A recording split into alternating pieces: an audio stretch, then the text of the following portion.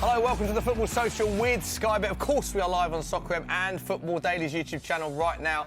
Loads of games to bring you tonight. 6 games in total. Woo! And we've got a stellar lineup because of that. First up has to be the smartest dressed man in Football Social history. He's off to play snooker afterwards. It's Clinton Morrison. Yeah. Come on! How are you? Looking dapper as always. I am always looking dapper. You have to make an effort for this show, most definitely, and I've made an effort. And you particularly, you do a lot of media, but you love this show, don't you? Yeah, I love this show. It's a great show, and hopefully you can get me on a bit more from now towards the end of the season.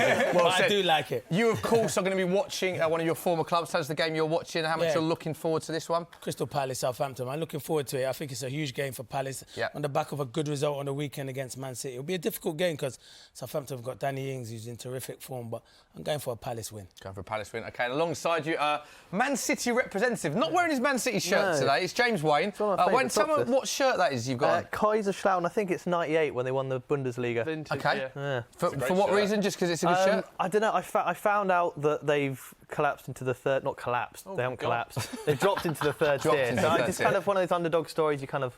And it's a beautiful kit anyway. All right, support the underdog. Yeah, and of course, you will be watching Sheffield United against Man City.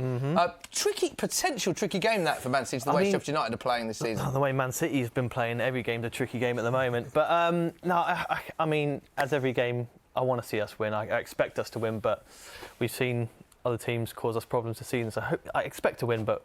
Yeah, we'll see. OK, so that'll be one of the games that we focus on throughout the stream. And then, of course, the 5 games that kick off at 7:30 will be across. And then, of course, Chelsea play Arsenal. That game kicks off from 8:15, so we'll also bring you that game. Every goal that happens, we will bring you. So, Will, you're on the multi-screen, which is possibly the toughest job going because you're across 4 games. So remind us what 4 games you will be across. Well, I'll be jumping on the back of Clinton watching Crystal Palace versus Southampton, Villa versus Watford, Bournemouth versus Brighton and Everton versus Newcastle, my friend. Which game are you most looking forward to and why? I'm looking forward to Watford versus Aston Villa because Troy Dean is a blue nose and he scored 5 goals in his last 3 appearances. Yes, I've read the stat. That is why he's on for the research. There we go, Will. Completing the lineup, Doogie, you're on Social Corner. Doogie, great to have you back on. Just remind the viewers how they can get involved in the show because, of course, they are a big part of this show. Yes, they are. Please get your comments and your questions in to the streams for Football Daily and Soccer AM, and I'll ask the best of the questions to our wonderful panellists tonight.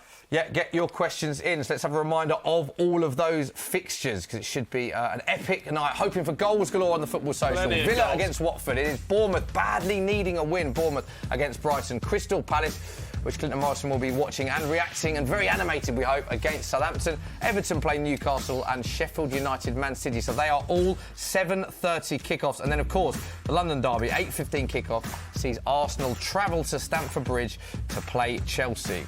Let's have a look at how the Premier League table currently stands going into tonight's fixtures. It does not make for good reading for Norwich fans. Rock bottom, 17 points from 23 played with a goal difference of -22. Bournemouth and Aston Villa make up the bottom 3, but only a point behind Watford and West Ham. So very tight at the bottom. Let's have a look at the top. Arsenal, who will feature down in 10th, 29 points from 23. And, of course, makes for great reading for Liverpool fans. 64 points from 22. Goal difference +38. And still a lot of places up for grabs, particularly that 4th spot. Clinton, do you think the 4th is really up for grabs? Yeah, most definitely. This year? I think Lampard's done a terrific job at Chelsea. With the transfer ban that they've had bringing through them youngsters with Jody Morris, terrific job. But I think Man United, a lot of people having a go at Ole Gunnar Solskjaer. They're not that far behind Chelsea. So if you go on a few good runs, they could sneak in there. But I think that 4th place is definitely up for grabs. So just on that, do you think some of the critics of Ole has been harsh then? Yeah, I do think it's harsh, but I do think it's harsh. But then you see after the weekend, some of his comments, he comes out and says Liverpool are a direct team. Liverpool are nowhere near a direct team. They play football and they battered them on the weekend, really and truly. They were in 2nd gear. If they'd gone up to 3rd and 4th gear, could have been 5 or 6. So some of the comments he comes and makes doesn't help himself. But I do think he gets too much criticism because you have to realise what Man United were years ago to what they are now. It's a completely different team. OK, let's look at the starting lineup. The team news is in. So this is our first feature game, as we previously mentioned. This is the Sheffield United team that have been doing so well under Chris Wilder this season. It's not going to be an easy game, we don't think, for Man City. Henderson in goal, back 3 of Basham, Egan and O'Connell, all having great seasons. And then that midfield consisting of Baldock, Besic, Norwood, Fleck, Stevens, Ollie McBurney and Billy Sharp up top. This is the team they will be facing. And big news coming out of Man City. Aymeric Laporte is back for his first game since that injury that he suffered at the end of August. So big news for Man City, and that of course means Fernandinho goes into his favoured role in midfield. So it's Ederson, Walker, Otamendi, Laporte, Zinchenko. Midfield three of Rodri, Fernandinho and De Bruyne. Front three of Mahrez, Jesus and Sterling. So Wayno, initial thoughts on that Man City team? Yeah. Big news with Laporte back. Oh, I'd love to see him back. I mean, talk about players, like missing players, the difference between him in our team and him out of our team is just, it's absolutely mind-boggling how one player can make such a difference. I'm also really interested to see how Fernandinho and Rodri are going to play in the same team, because you expect it to be either one of the two playing. You kind of see them sitting with Kevin De Bruyne just in front. So that's interesting for me, but I can see so much possession in this team. And the front three as well? I mean, you've got a lot of options in that area. I mean, of the out of the pitch. three, I mean, it's weird to say now, but I think Mahrez and Jesus have been playing a little bit better than Sterling. Not to say he's been playing badly at all. Just hope. I mean, they're all fantastic players, so I can't really complain. Strange not to see Aguero in there, considering the form he's in. 5 goals already in January. But I mean, as I always say, wealth of talent in our team, so I can't complain when the lineup comes out. As a former striker, Clinton, if you're Sergio Aguero, we know that they've got strength and depth in that area, but if you're in the form he's in and not starting, would you be knocking on the manager's door, or do you understand it? I'd be gutted. I wouldn't be understand. I don't need a rest. When I'm scoring goals, I don't need a rest. When I'm not scoring goals, then keep me on the bench. But you know what Pep's like? He's got loads of talent up front. Jesus, when he comes in, he does ever so well, scores goals. But if I'm Aguero, I'll be devastated I'm not playing tonight against Sheffield United. But Sheffield United are good defensively, so maybe bring him on and he can come and make an impact. But I love Aguero. For me, one of the best strikers there ever will be to grace the Premier League, but not the best, because the best is, without a shadow of a doubt, Thierry Henry. Thierry Henry over Aguero for you? Yeah, definitely. Thierry, both superb goal scorers, but Thierry Henry was elegant. The way he went past people and playing against them. Wasn't he? And plus, I've got his French shirt and his Arsenal shirt, so it makes it even better. That's part of the reason why. There you go. Gets a round of applause from Will Fraser. And it's very topical, of course, because last week Sergio Aguero did pick Henry as the most goals for an overseas player in the Premier League. Also overtook Alan Shearer's record for the hat-tricks as well. So top player, but he isn't in the starting lineup. As always with the Football Social, we can bring you our group bets. So this is what we think will happen. Not an easy one to call tonight. There's a lot of very tough fixtures to call. I am the nerd about the results in the Everton-Newcastle game. In the end, I just went for Everton to win. Clinton Morrison, of course, went for his former club, Crystal Palace, to beat Southampton. Will, you went away win, Aston Villa. Maybe we'll see Dave Jackson appear later on in the show, because he has given us his prediction for Chelsea v Arsenal. He's gone for an Arsenal win. Big fan, great bloke, Arsenal fan on the Football Social. He might be joining us later, so stay tuned. James Wayne has gone for a Man City win against Sheffield United, and Doogie has gone away win, Brighton to beat Bournemouth. You can get odds, incidentally, of 138 to 1 on that. Don't forget, you must be 18 plus. Full terms and conditions apply. All odds are live and subject to change. For more information, go to skybet.com, and please gamble responsibly. As well as all of that, we can give you some price boosts, courtesy once again of our friends at Skybet. Raheem Sterling to score any time was 7-5. You can now get that for 6-4. Ollie McBurney to score any time was 5-2. That's 7-2 now. Gabriel Jesus to score a header was 9-1. That has been price boosted to 11-1. And KDB to score from outside the penalty area was 13-2. Now 15-2. Don't forget, you must be 18 plus. So some interesting price boosts with Skybet there.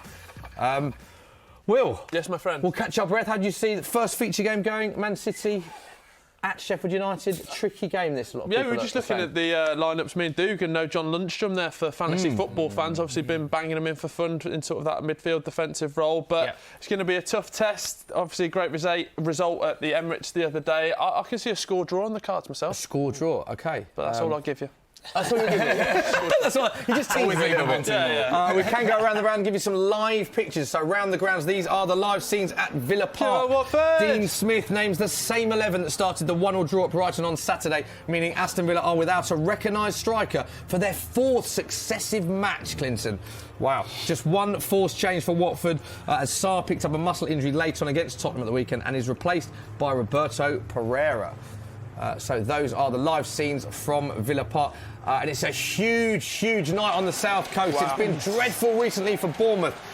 loss after loss after loss, and of course they lost that huge 6-pointer against Norwich on the weekend, having been down to 10 men. They need points badly against Brighton, and Bournemouth manager Eddie Howe makes 2 changes from the side that started their narrow defeat at Norwich on Saturday. Simon Francis and Dominic Solanke come in for Steve Cook and Dan Gosling. Brighton make 2 changes from the side that drew with Aston Villa on Saturday. Trossard and Connolly start on the bench, with Jakenbash and Pascal Gross both starting. No, a tongue twister there. That's all right, mate. So those are the scenes from the South Coast. We can now go to Crystal Palace, Clinton. Yes, Selhurst Park. There we go, Selhurst Park. Under Great the lights, somewhere that you had many great memories of. Of course, Roy Hodgson names the same Palace side that drew with Man City on Saturday. Cenk Tosun leading the line. Max Meyer returns from injury to be named among the substitutes. Southampton make 2 changes to the side that were beaten 3-2 by Wolves on Saturday. Vestergaard and Obafemi come in for Bednarak and Danny Ings. Oh, no, interesting. Oh, that's even better than for Crystal Palace. Crystal Palace, very quickly, no Danny Ings starting. Relief for you? Oh, big relief. I think, is he injured or they must be resting him or something? Because he's done it before. I remember they went to Chelsea and they rested him. Obafemi come in and he scored a hell of a goal. And so he's a good, exciting young player. So you'll have to watch him, but it's great news for them Palace defenders, in particular Tompkins and Cahill, who would have to be dealing with Ings, who's in fantastic form. And the form he's in at the moment, Smithy, I'd say he deserves an England call-up come March, because he's in fantastic form. Do you think he'll get an England call-up? He should get an England call-up. We've got Harry Kane and Rashford injured. He should definitely get a call-up. Two massive worries for England if they do remain injured. He is on the bench, incidentally, and I did read an article this morning about Ralph Hasenhüttl saying that he wants to manage his game time. I think whether that's because he's seen injuries to other players or not, we don't know, but that's interesting. He is on the bench. One other game that does kick off at 7:30 is at Goodison Park, and these are the live scenes as Everton take on Newcastle United. 2 changes from Everton from Saturday's draw at West Ham. Sadibi and Schneiderlin come in for Coleman and Davis. As for Newcastle, they make 4 changes from their 1-0 win against Chelsea. In come both the Longstaff brothers, Matty and Sean in midfield, as well as Matt Ritchie and Christian Atsu. Steve Bruce did a very good job, it has to be said, in Newcastle, who have been ravished with injuries. A lot of injuries for Newcastle this season. So, Will, we're almost underway in a lot of your games. Excitement is building, isn't it? Excitement and building in at Brighton. the studio. Team huddle going on for the Brighton Where do players. you stand on team huddles, Clinton? Do you like them? I don't mind them, but what is it for? Exactly. Just the captain says, could come do on. one now, you know. Yeah, but I don't mind doing it in here because it'll be good in there. But in there, all you're going to say is, come on. You just say what you said in the change room. If you don't know what you're going to show, maybe. It is for show. show. Yes, Do you think definitely. it's one of them where it gets the fans on board? They think, Of course, they're up for this. Yeah, there's a great togetherness. You know what I like? Together. An away they're in huddle, because that gets booze and that gets the fans on the back. An away huddle. Let us know what you think about huddles in the comment section on that, Doogie. You're on Social Corner. Have you got any questions for us? What are people saying? The questions are flying in. So the 8:15 game is Chelsea versus Arsenal, and people are saying, is this a must-win game for Chelsea, considering their slightly dodgy December period and into January? What do we think on that, guys? Yeah, I'd say it's a must-win for both of them. I know it's a very obvious statement, but Chelsea have been struggling of late, especially at Stamford Bridge, and to get one up on Arsenal, kind of settle the home form. I mean, it's a must at the moment. I'd have to say it's a must-win for Arsenal. I think Chelsea can afford, even if they don't, I think Chelsea could take a draw, but Arsenal have to win. If Arsenal don't win today, forget about Champions League. I think the gap would be too big if Chelsea go and take the 3 points. I think it's been a big struggle for Arsenal, but I've seen signs of improvement under Mikel Arteta, and a couple of transfer windows. I think he can get Arsenal back to where they want to be, but it's going to take a bit of time. He has to get rid of the players that he doesn't want and bring in a few new ones. But I've been slightly impressed with Arsenal recently. Yeah, Arsenal 10th, currently 10 points behind Chelsea. Yeah, so if Chelsea win, it'll be 13 points. I can't see them catching them after that. Yeah, Chelsea 12 wins, 3 draws and 8 losses. So they have been inconsistent, Chelsea, particularly at home, which is... I mean, some of they've beaten some big clubs and lost to some of the teams that you'd expect them to beat. Yeah. Is that what they've got to really turn around this home for, if they're going to cement that 4th place? Most definitely. It's like if West Ham beat them there, Bournemouth beat them there. It's like if Chelsea don't score after 20 or 25 minutes, teams get confidence. Southampton beat them, and you just get confidence. I think if Chelsea, they have to score early. If they don't score early, then I think they create enough chances. Teams sit back and then they get excited and play counter-attacking football and usually catch Chelsea on the break. So, yeah. Oh, go on. Oh, there's a chance there. Why don't you off your seat? What happened there? Got excited for nothing. I don't know who it was from the Sheffield United team, but tried to pass the ball back a bit too eagerly. Kind of nearly fell for Gabriel Jesus, but he slipped over and could have been a one-on-one there. But Yeah, the first minute of the game at Bramall Lane.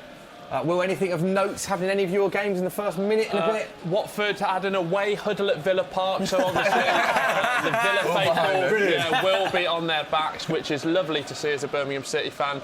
But no actual action to report, Smithy. But Watford have started brightly on an attack here at Villa Park.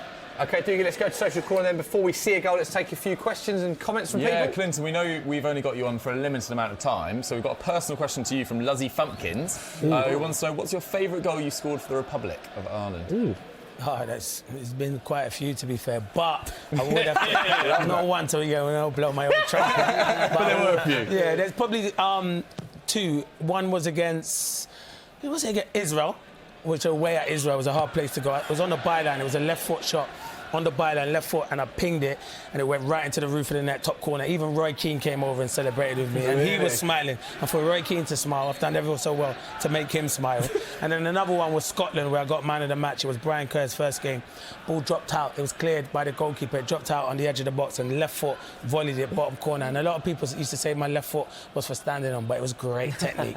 And I made sure I did rub it in. We beat them that day, 2-1, and I scored the winner. And I was giving it the big one in the corner. Scottish fans weren't happy with me, but oh well. Do you know what I love about that is when you ask a lot of strikers or ex-players their memory of their first goal, they think, I think it was it? He was like the time, the date, the score, the man of the match, who celebrated. You have to every know. detail. Yeah, you know it all, don't you? Yeah, you definitely have to. Yeah, because that was the best feeling. I think playing for Ireland and playing international football was superb. I thoroughly enjoyed it. And you always have to remember.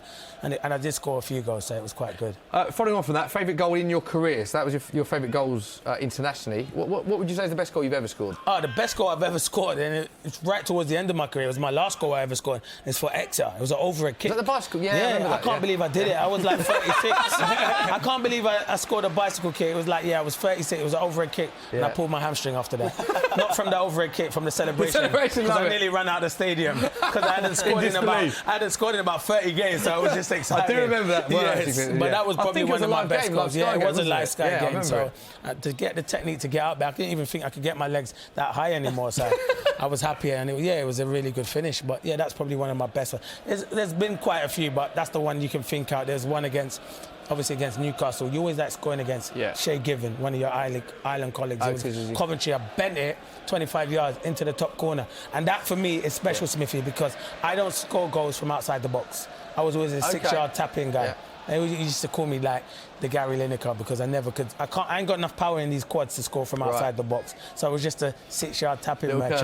Yeah, a little curler. So it was good. Love that. Fond memories for Clinton. Let's get back to tonight's 6 games. Any other thoughts, comments from ahead of tonight's games, Dougie? Yeah, Val44 wants to know. We briefly covered it. They say Ings or Calvert-Lewin to replace Kane in the England squad. But I want to know, do we think Calvert-Lewin has a possible chance of being called up for the next squad? Obviously had a good run of form recently. I think he's now on 6 goals or so. See, it depends on me. He's in great form at the moment. For me, Danny Ings would be ahead of Calvert-Lewin. I think he's a really intelligent footballer. The injuries he had at Liverpool kind of killed him a bit, but I think he's a special player, and he's showing that now. Without his goal, Southampton would be in a relegation, without a shadow of doubt. He's single-handedly doing the business for them at the moment. But if Calvert-Lewin keeps on going the way he's going, whatever striker's in form will get called up by England. And fair play to him. He's answered a lot of critics because people said he can't score goals. He is scoring goals, and his overall play has improved massively this season as well. Yeah, 100%. I think he only had 3 goals in the previous 2 seasons before this. But now, since December's strike, he's really come alive. Since Duncan Ferguson seemed to really get him going. Yes, that's it. And he's carried it on under Ancelotti. So fair play, Calvert-Lewin. Will, quickly, there's a groan from you before we go back to Dougie. First bit of action in one of your games. What happened? Yeah, your good friend and Joe Tomlinson from the Saturday Social. It was Neil Maupay on the edge of the area. Had a chance to get a strike off from about 25 yards. Right position, right body angle, but he slipped and the ball just rolled to the keeper. Yeah, incidentally, that interview with Neil Maupay you can find on Sky Sports Football YouTube channel after this show, and you finish watching, so head over. It's thoroughly interesting, if I do say so myself. There we go, there is the celebration. Back to Dougie on social before we inevitably get the first goal of the game. Any further questions? So Joey HG has asked, why do you think Bournemouth have had such a bad season so far? Obviously, they've had quite a few injuries, but Clinton, as an ex-player, can you see anything that's going wrong tactically? Or? Yeah, I get asked this question quite a lot. They have had, they've been unfortunate with injuries. I think they've missed the young boy Brooks. I think he was exceptional when he came in from Sheffield United, and last season he was a standout player for them. Also injuries they've had at the back with Ake and Cook and stuff like that. But sometimes, you know, when you're struggling, you want, like, I don't say a different manager. You want probably can change some of the backroom stuff. Not change them, but add another figure in there. And I think Bournemouth need a lift like that, because Eddie Howe's had them same coaching staff from League One up to the Championship to the Premier League. So a bit of change now and then. Wayno, straight to you. Lively start to the game. Talk us through what's going on. I think it was Laporte gave the ball away to a Sheffield United player. Decent attack. Very fortunate we got an interception from Fernandinho. Gone completely other end of the pitch. Got ourselves a corner, which I think we're just going to play the possession. Kevin De Bruyne has taken a shot from about 40 yards. Oh no, Zinchenko. It's one of them. Easy mistake to make. Yeah, easy mistake to make. But it was, I mean, that was high, wasn't it? But that strike? we lose the ball. We're losing it in a silly position. I'm taking Laporte. Benefit the doubt. He's been out for a while, so I can't really criticise him too much. But it's a little bit worrying so far. Yeah. That has been, looking at it from, the outside. You're a City fan. You've probably seen more of it than we have, but. Defence has been a huge problem. Massively. I mean, not just Laporte, but are you surprised that? I mean, we can't blame Pep for Laporte's injury, because no one can foresee a serious injury. But the fact that also they lost company and didn't replace him. Stability. Were you worried going into the season, even when Laporte was fit? I wasn't going into the season. I thought, we should have had things prepared for the season. You would have expected, if we're going to get rid of company, that we have the confidence in the players to go forth and win the league. And the Laporte injury, I think, was the key factor, and it wasn't helped by the fact that company wasn't there. It's just been extremely unfortunate. You can't really blame anyone. You can't really say it's Pep's fault. It's John Stones' fault, because he hasn't had the best thing for a back four is stability, the fact that they're a continuous back four. And I don't know, have the statistics with me, but I don't think we've had that many back fours in a row, the same back four in a row, for a long time. Do you not think, though, when you lose Vincent Kompany, who's your captain and leader, you shouldn't go and buy another experienced centre half? Because I know you don't think that Laporte's going to get injured, but if you look at Stones and Otamendi, it's been a struggle. Even now. I know Fernandinho's playing in that position he is tonight in the holding midfield, but even he's been probably the first name at centre-back. It's been Stones and Otamendi playing with him. It's been a surprise how poor Otamendi has been. It's a shame. I think, he's been a brilliant servant to the club. He's been fantastic for so many years, and you can unfortunately see the drop-off. I wouldn't be like... in hindsight, it would have been lovely to sign an experienced centre-back who could command the back four. Godin I think he was a free, but he was definitely leaving Atletico, so bringing him would have made a lot of sense, but why would he want to play at such high-tempo football at his age? But it's a really unfortunate set of circumstances. It would be nice to get some leadership in that back four again. Yeah, definitely. Well, there's been a few incidents in some of your games. Talk us through what we've missed. What's going on? It's all Everton at Goodison Park. Theo Walcott down the right-hand side, got a ball across, but it was just behind Moise Kean, just behind Calvert-Lewin. They should have made more of that, but it's still 0-0 there, but very positive for them. And Brighton have had a few corners down at the Vitality, but it's been all Brighton and a must-win game for Bournemouth. Yes, it is a must-win game. Clinton, Palace's start so far. Check Tosin, we've seen him, he was lived in his first game. What have you made of him? Yeah, really was that a good signing, signing they needed? Very good signing. Seeing him against Man City, I thought he was terrific. He led the line ever so well and nearly scored a superb goal where Zaha played him in and he first time control and hit it left foot, but Ederson made a good save. And I think he's good. It's what Palace needed. They need goal scorers in their team. They've got a lot of strikers, but they're not putting the ball in their net. So, it's a score in his first competitive start for Crystal Palace. I thought it was brilliant, and he's probably the striker they've needed. But they're too reliant on Zaha. They keep talking about Wilfried Zaha. And in the end, you start thinking, is Palace a one-man team? So bringing in another striker who can score goals, I think will help Crystal Palace. And you mentioned Zaha. Do you think he will remain a Palace player? Yeah, this season. You think? You imagine. But in the summer, 150% he'll be gone. I know for a fact. 150%. In the summer, he'll be gone without a shadow of a doubt. When you say you know for a fact that's. I just know. Can you elaborate on that? I agree. I agree. I think the chairman already knows that he's going to be going. Right. Yeah, I do believe he's going to. I thought he'd be gone in the summer. I thought maybe they had an agreement for him to go in the summer. Last summer, last summer, and it didn't happen. And you can see Zaha was unhappy and stuff like that. I think now you have to let him go and play. He's done ever so well for Crystal Palace. There'll be a lot. He's changed his agent now, so he's got one of the big agents. So, and now he wants to go to one of the big clubs, and he thoroughly deserves it because he's not only is he a great footballer, Smithy, he's a nice lad. And when you speak to him, he wants the best for him, and he's getting on a bit in football age now. He's 27. He was desperate to go to Arsenal because he's always supported You know that for Arsenal. a fact? I know that for a fact. He was Right. desperate to go to Arsenal. He wanted to go to Arsenal, but Arsenal wanted to pay in instalments, and Palace wanted the money up front.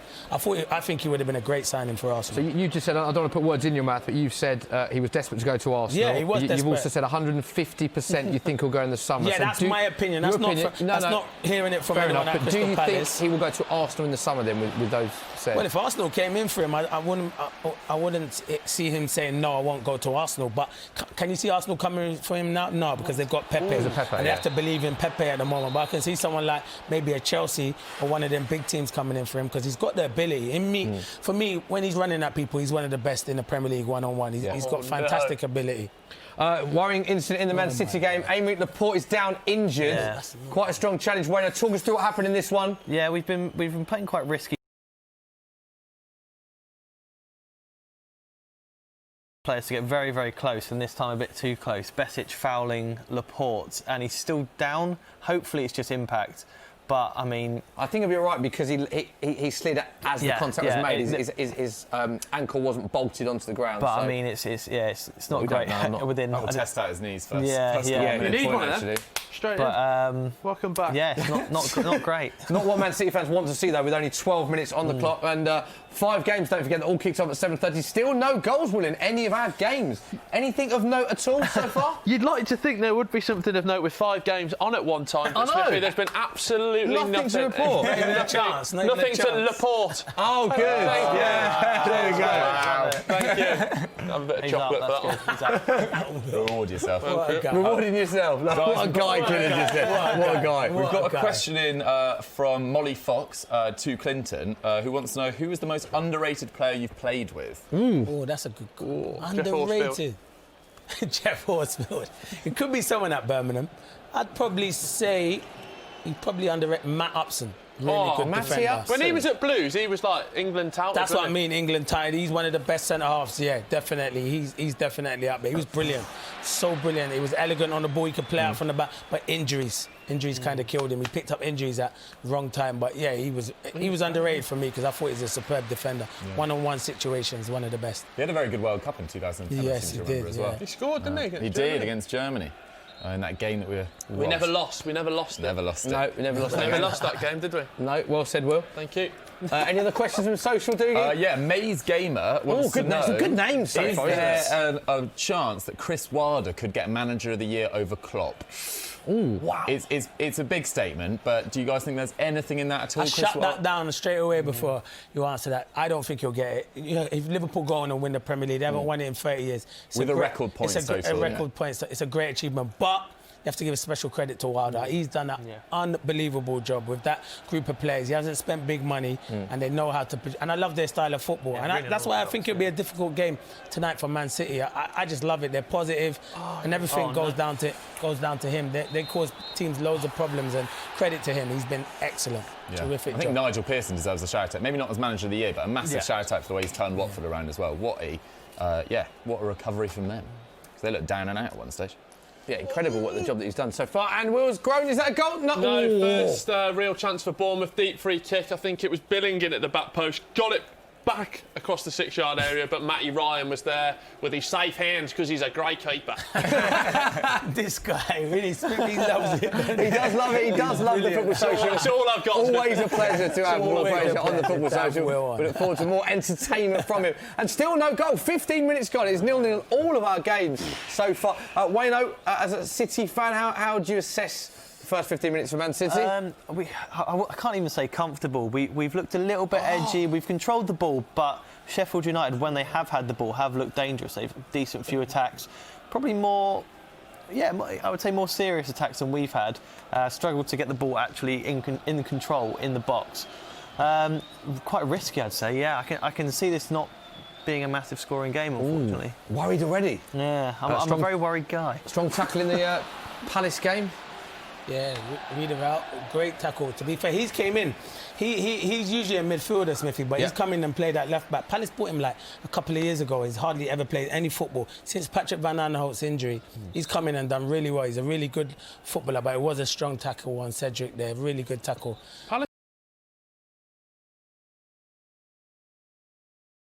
Roy's one of those, like, he knows his 11 and he doesn't like to change it. So he is like that, and that's how Palace get results. But he's had to come in and fill because Palace have got a long injury list at the moment. And that's why they're doing ever so well. To still be ninth in the Premier League, Crystal Palace, with the amount of injuries, credit has to go to Roy Hodgson. Yeah. Oh!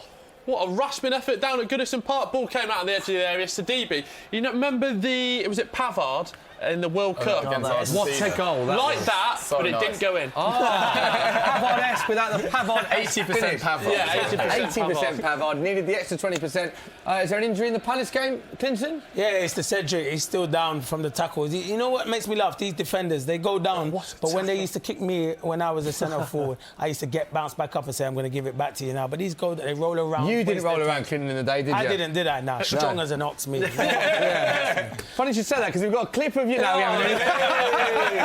Good job, yeah. That's the archives. You can't get that back out. Doesn't go back that far. I'm only joking. Here we go. He's coming from you. How long did that take? 20 minutes? Save! Chance of Goodison Park, Will Granger. Moyes Keane not had a lot of game time, but he's keen to be back on the pitch, and he's had a great strike from that. Ball out, Dubravka saves it, and it's gone out for a corner to Everton. Oh, that was the first chance, Will, and you wanted a goal, didn't you? We didn't get a goal. Need a goal. It's my job. A few challenges going as well. Just one that we saw at Bramall Lane. And Palace looking to counter-attack through Wilfried Zaha now, Clinton. Just as I said that. Take it home. Terrible pass. No. Oh, he's in. No, he's in. Go on, Toss in. He's in. Check, toss in. Oh! Clinton Morrison. What went wrong there? I don't know what went wrong. Can we send him back? Can we send him back to Everton? Nah. Talk us through the replay of what happened here, Clint. Well, you can see Jordan Ayew wins the ball back off the Southampton defender. And tossing, check tossing, just in on goal. Through one-on-one. One-on-one, just go ice cold. So much time. Has to hit the target. Too much time, and he blazes over the bar. It's because he's got too much time, too much to think about. If that's Clinton Morrison through on goal, what happens? I'm celebrating. I'm doing my dance moves in the corner. All the way. I'm in the corner. I'm already doing my flips and my dance moves in the corner. But surely he has to hit the target. He has to hit the target. He definitely has. And you're thinking, with the confidence he has from the weekend scoring against Man City, he has to score. But it looks like Cedric's going to have to come off because he's gone down again. After that tackle from Riedewald. And also we'll go straight from that game to our feature game. Man City, Wayno. Chance to City. Sheffield United in the ball on. Oh, what a save! Big save from Dean Henderson. There's also another man having a good season, Raheem Sterling. Wow, and Murray's involved in this. Did you think that would be 1-0 there, Wayno? He knew it. Header in his hands. I'm disappointed. Sterling's full. finishing's been a bit iffy recently, and that doesn't really help his case. All my fantasy. Sterling. It wasn't that bad of a shot, to be fair. It's a brilliant save. Opens his body up. Sterling takes the shot. Dean Henderson down to his right, tips it behind for a Manchester City corner. Goodness. Mate, the drama is kicking off. Guys, I've got a question from Khalid7 as we just take a moment. He wants to know, who has the better youth, Chelsea or Arsenal? So we've got the likes of Mount, Abraham, Reece James versus, I don't know, Martinelli and Saka, players like that. Clinton, who have you been most impressed with in terms of their youth? Chelsea. Arsenal have got really good youngsters. I like the Willocks, the Sakas and stuff like that. Smith Rowe's gone on loan now to Huddersfield. They have got a lot of good youngsters, but for me, the best youngster at Chelsea at the moment is Reece James. Yeah, he's been unreal. I saw him on loan last season at Wigan.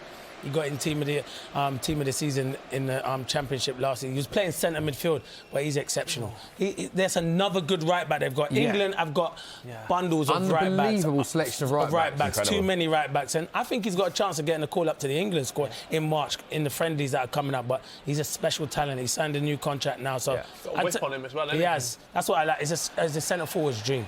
So if you had to pick, you'll go with Southgate. You have to pick 3 right backs. Who'd you go for? Trent, obviously, because he's the number one. I'd go Reece James. And I know he didn't play well the other day, and a lot of people will look at me and question it, but I'd go Wan-Bissaka as well. Because I know...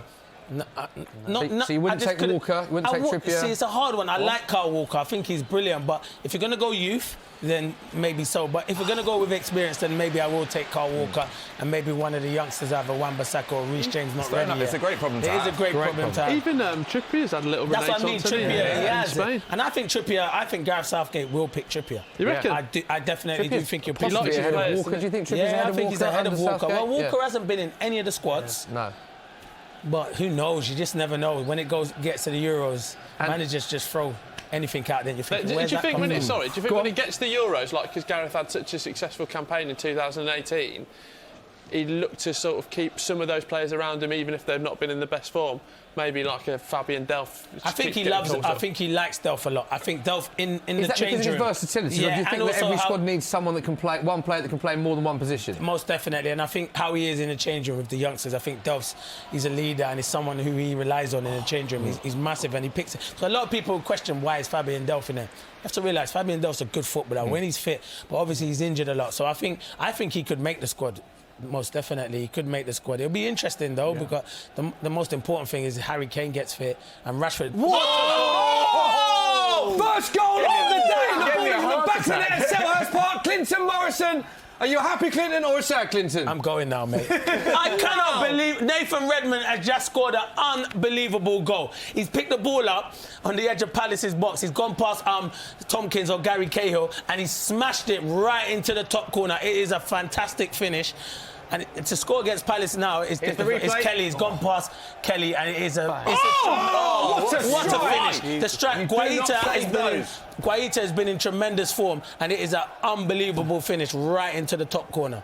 Ridiculous finish. So there we go. First goal of the game. It is Crystal Palace 0, Southampton 1. Will Brazier's got his hand in the air. Are we about to see another goal, Will Brazier? No, it's a very, very good chance. Bernard with a deep ball in at the back post, and Yerry Mina was rising like a salmon, but he's fallen back down to the floor, and he didn't score. It's a corner for Everton. OK, corner for Everton. Well, let's stick with you for the corner whilst it doesn't look like we're going to see another goal in any other games. Luca Dina lining up that wand of a left foot, curls one in. Dubravka's come, but only punched away, and that'll be clear. And the danger is clear. Sheffield United also with the corner, and the danger is clear. Brighton on counter-attack. He's got to get a card cleared.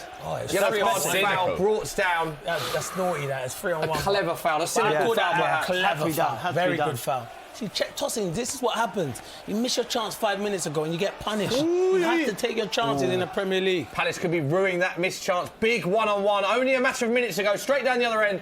A few minutes later, Palace find themselves 1-0 down. And talking about Watford's turning form, but Southampton really turned the corner recently, haven't they? Brilliant. And he was messaging me the other night as well, Nathan Redmond. He was laughing at on one of my suits I had. I said to him, don't you dare laugh at one of my suits. And now I said, I wished him good luck, but I didn't expect him to score against Palace. Devastated. He's getting deleted off my phone. Don't laugh at my suits. Another one made in Birmingham as well there, Clinton. Yes, he is. He's a good player, Nathan. He's a really good player. We'll get the old PR in for the academy while I can. Jack Grealish standing over a very dangerous free kick here. Smith for Villa. Oh, yeah. We'll stay with you for this. Sort of almost in that corner angle. Gone low, come across, bouncing around. Watford clear. And they'll live to fight another day. Yeah, Guys, Jack we've Grealish. got a question in from Joseph Cook, who wants to know who's everyone's shouts for Player of the Year at the moment. What do we reckon? What a shout. I'd probably start. I think Kevin De Bruyne's been the best player despite not playing for the best team. Yeah. I know. I've got mine, but I'll let you go next. I think you have to go for a Liverpool. Chance City! Oh, what a save again! You're not even watching it! We've got one job to do! I'll tell you what, it was Otamendi with a great overhead Thank you, kick. Clinton. Talk us through it. Yeah, it was a great ball into the box, and all I saw is Otamendi do an overhead kick, and it's a great save from Henderson, who's been in terrific Big save, Manchester. But what a goal that would have been with the overhead kick. They just got a corner for Man City now. We'll bring you instance of when we see a replay of exactly what happened. It was an overhead kick, and Dean Henderson making two very, very big saves to keep it 0-0 at Bramall Lane, but the danger is not cleared yet. Spooky, this. Another corner for Man City. Hopefully they will show us a replay of that. Man City with two big chances. Like you said, Crystal Palace ruined their chances. City need to take some of these against Sheffield United. Because most definitely. We've seen a lot of teams in this predicament. Just saw one ball boy tell another ball boy not to give him the ball. Because obviously that Sheffield United just goes like that. Really? Yeah, playing for time. Yeah. Managers tell ball boys to do that. Take your time, especially if you're winning. I feel like it's been the year of the ball boy this year. A lot of incidents with the Jose Mourinho one. We've seen other... He loves that. That didn't take Jose that much longer, did it, to come back and do that? You know what Jose's like. He loves that, doesn't he? Things have really picked up for ball boys since Hazard was kicking them. Yes. That's it. Which we don't condone. Chance for Man City.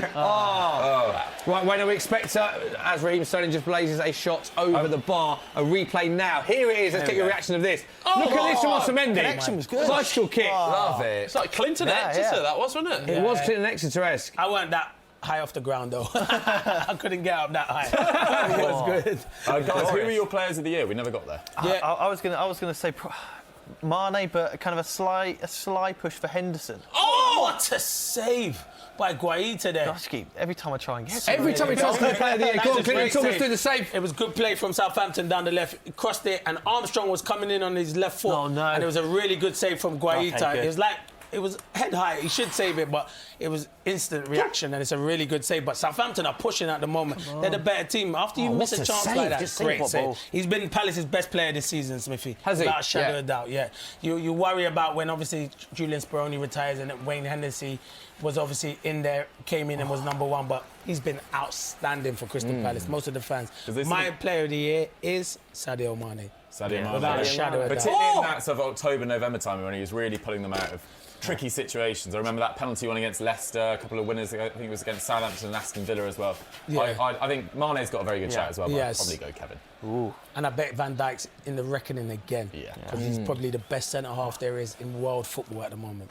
I think if you say it's fully fit, KDB, I think has been very consistent. I know it was one of it. You mentioned him as well. Do we chuck Vardy's name in the mix? Top goal scorer as well. You can check. Other names that we put in the mix there. When does this get decided? Because when I was playing, we had to do it right now on the show. Yeah. No, but when we had to write them, it was like in February and March, and so do you think that's the problem, that it's too early sometimes? Too early. You don't should see do it right near the end of the season because a lot can change then. Who's the weirdest player you ever put on your form? Sometimes I didn't even fill it out. I used to get Clinton didn't fill out Player of the Year award. What did I do to me that? I'm sorry to say, I used to get the guy beside me and go, "You fill out," and then I said, "Put all my friends in the team of the year." Who was it? The strangest player you put in team of the year? I always put someone like. No, the best I would always put probably Thierry Henry. Yeah. Because when I was playing back then, or the Dennis Bergkamps, or the Patrick Vieiras, the Roy Keanes, the Paul Scholes, the Beckham, the Giggsy, it was phenomenal, to be fair, back then, playing against them world-class players back then. But yeah, the strangest person I probably put on there was, I'm trying to think here. You put Gary in there? You can't put your own players. That's the only thing I didn't like. You couldn't put your own players, because I would have put a team of Clinton Morrisons. How much do Name Clinton Morrison, vote Clinton Morrison. We don't accept this. No, we don't. How much do players actually care about it on the inside? Would Roy Keane ever mention anything at international duty? Wasn't nominated again? Nah, he's not bothered. He's nowhere near bothered. But some players, it would bother them, because you look at Sergio Aguero, how he's not gotten Team of the Year over many years. It's a strange one for me, being one of the best strikers. You do worry. So sometimes when you're playing, just try and be nice to all the players you're playing against. Oh, it's another big save. There's so many big saves, Clinton, on the Football Social so far. Will, talk us through the latest save we've just seen. Yeah, your best mate again in Neil Maupay down the right-hand side. He's in the 6-yard box, and then Ramsdale's done the old Schmeichel-esque, made himself massive like a big starfish, got a right hand to it, palmed it away, and Maupay couldn't get there on the rebound. Bournemouth living life on the edge. Breaking news to bring you. It's bad and good news. There is a substitution, first ever live substitution to bring you on the Football Social. Replacing Clinton Morrison. I'm not being subbed. I'm not coming off. Because he refused to get some other duties at Sky Sports. Always a pleasure. Thank you very much. Well done. And there's been a goal. The substitution. Can you believe it? Substitution. Clinton Morrison. I can't even react to it because I didn't see it. There we go. Everyone. Goodbye, Clinton. Substitution in. Dave Jackson from Arsenal, everyone. There's been a goal. Dave, talk us through it, Will Fraser. Yes, long ball up. It's a lovely flick on by Theo Walcott. Then Bernard with the ball over the top. Moise Keane in on goal. That is what Dave Jackson brings. Energy. Clinton Morrison, by the way. Clinton Morrison. One of my favourite guests. We'll be back. He will be back very soon.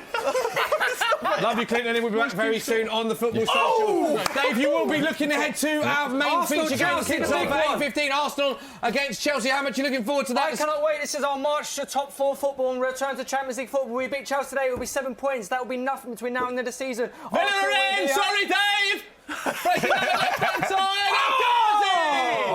Okay, let's bring you the team news. Frank Lampard makes 2 changes while you relax from Chelsea's defeat at Newcastle on Sunday. Emerson and Kovacic replace Reece James and Mason Mount. Cesar Azpilicueta makes his 250th Premier League start for Chelsea, becoming only the 7th player to do so. So this is the Chelsea lineup. Kepa, flat back 4 of Azpilicueta, Christensen, Rudiger, Emerson. Midfield 3 of Kante, Jorginho, Kovacic and a front three of Callum Hudson-Odoi, Tammy Abraham and Willian. Dave Jackson, this is your beloved Arsenal team that will do battle at Stamford Bridge tonight. Hector Bellerin back. One change from Arsenal's home defeat against Sheffield United. Hector Bellerin returns in place of Ainsley Maitland-Niles. So this is the starting lineup. Bellerin, Mustafi, David Luiz and Saka sit just in front of Bernd Leno.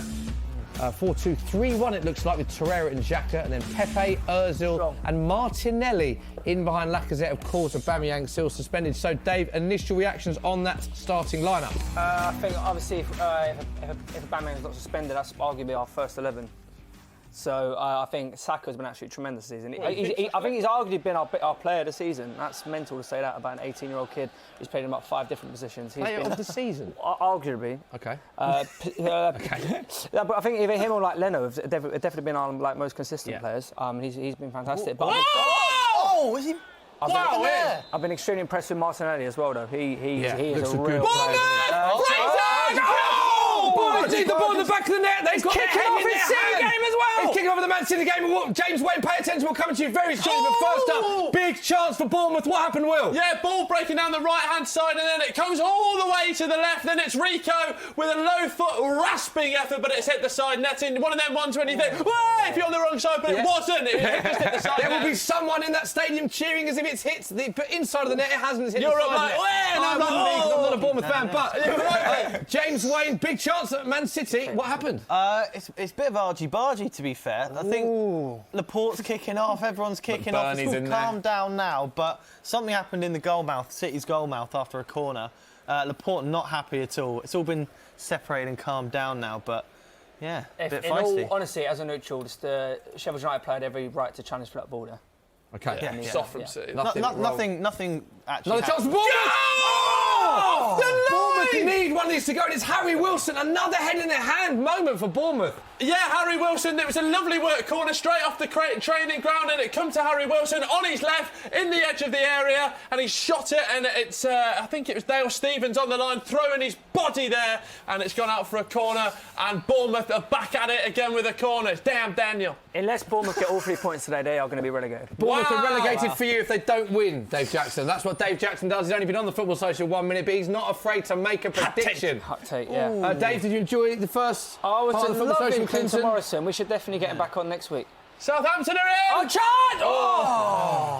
Another chance for Hampton here, to be fair. So, Dave, just to reiterate, you will be watching the Southampton, the Crystal Palace game for about the next 5 minutes. Yeah, until the Arsenal game kicks off. So you will be our expert on all things Palace and Southampton until Arsenal kick off, all right? Yeah, I've been very impressed with Southampton. It's a very difficult place to go, is Selhurst Park. So Amazing atmosphere. Go on. Yeah. Go on. Go on, Man City, James Wayne. What's happening? Wayne, Man City through and goal. Go on, Riyadh. Lovely feet. Go on. Penalty for Man City. The referee pointed to the spot, which is what referees do when it's a penalty. He's just blown a kick. Was it a penalty for you, James? Honest opinion. I mean, by the looks of things, it looks a bit light, to be fair. Mahrez cutting in everyone in the Here we go. Here's a replay. Absolutely, was it 1-2? Little nutmeg. That's a penalty. It was the first one. It is the second one. Too strong in that. Obviously, VAR will look at it as they do with all the penalties, but I think I'd be amazed if they overturn that. And yet, Pepe got nothing. You're not over that yet, are you? Justice for Pepe. Get the T-shirts printed now. One of them Wholesale. Just having confirmation, VAR check. It will be a penalty for Manchester City. Jesus. See, this is what... Let's go to stay with James Wayne. Keep an eye on the other games, Will. Yep, got you, mate. A couple of chances going in those games. We'll come to Will very shortly. Gabriel Jesus, last 5 penalties, 3 have scored. James Wayne, talk us through this one. Wayno! Oh, took him out of fantasy. It is a poor penalty. And I've just got to say, is this one of these nights under the lights at Bramall Lane? We've seen Dean Henderson make 3 outstanding saves, 1 from the penalty spot. Do we get the feeling this is one of these nights to Sheffield United? Man City. He's off his line there. Have had a few chances. And they've had a penalty save. We've just to the replay there. Dean Henderson is off his line at the moment that he saves it. Is it Leeds? What happens to this? Rubbish. Play on! What's the point of VAR? Dave, what do you think of that? He has done it! We will come back to Dave in a minute, point of the pen, but there is a ball in the the back of the net at Dean Court, the Vitality Stadium, Will. Yes, the clouds have been lifted. It's normally sunshine on the south coast, and it's back, baby. Harry Wilson had one off the line, but his left-footed effort has finally hit the back of the net. Bournemouth 1, Brighton 0, and Dave, our accumulator, is looking absolutely shocking. It's a massive goal for Bournemouth. It's a bad goal for the accumulator, Dave. I want to get your thoughts on the penalty. Firstly, Dean Henderson. What is the point in What VAR? a game Dean Henderson is He's been having. fantastic. VAR does not look at goalkeepers off the line. That is down to the what's the point of referee's it? assistant. What they did at Man for City, you, didn't it? For you, we'll get into that in a minute. that For was- you, that was- the penalty has to be fantastic retaken. save, fantastic save, but he was probably about this much off his line before the ball was struck. Ridiculous. Take it again. Take it again, penalty. Get out the Wayno, side. do you feel like this is one of those nights for Man City? You've had two big chances. Dean Henderson, what a performance he's having. We know that Sheffield United have done things to big teams in the past. Are you slightly worried how this game's Yeah, of unfolding? course. Like Sheffield United have been good, and we've been known to slip up to teams you'd expect us to beat. Dean Henderson, as you said, been fantastic so far. I'm not going to comment about VAR because I've just been moaning about it all season. So VAR for me is a no-go talking point. But yeah, you can definitely see it. They've been at us. Corner for Sheffield United. As much as we've been at them, they've been at us, and we've looked to be attacking on the break more than they have. To be fair, dangerous. What's the point of the lines? What's the point of the lines of like the lines? It wasn't just that. There was about 4 people encroaching as well. Can I Like, ask it should you a be question? taken again on Twitter account. What happened, in the Wolves Man City game over Christmas? No. What was that? That was retaken though, wasn't it? Yeah, I think that was encroachment. Arsenal had a pen retaken as well, like Aubameyang. He was against Encroachment is VAR.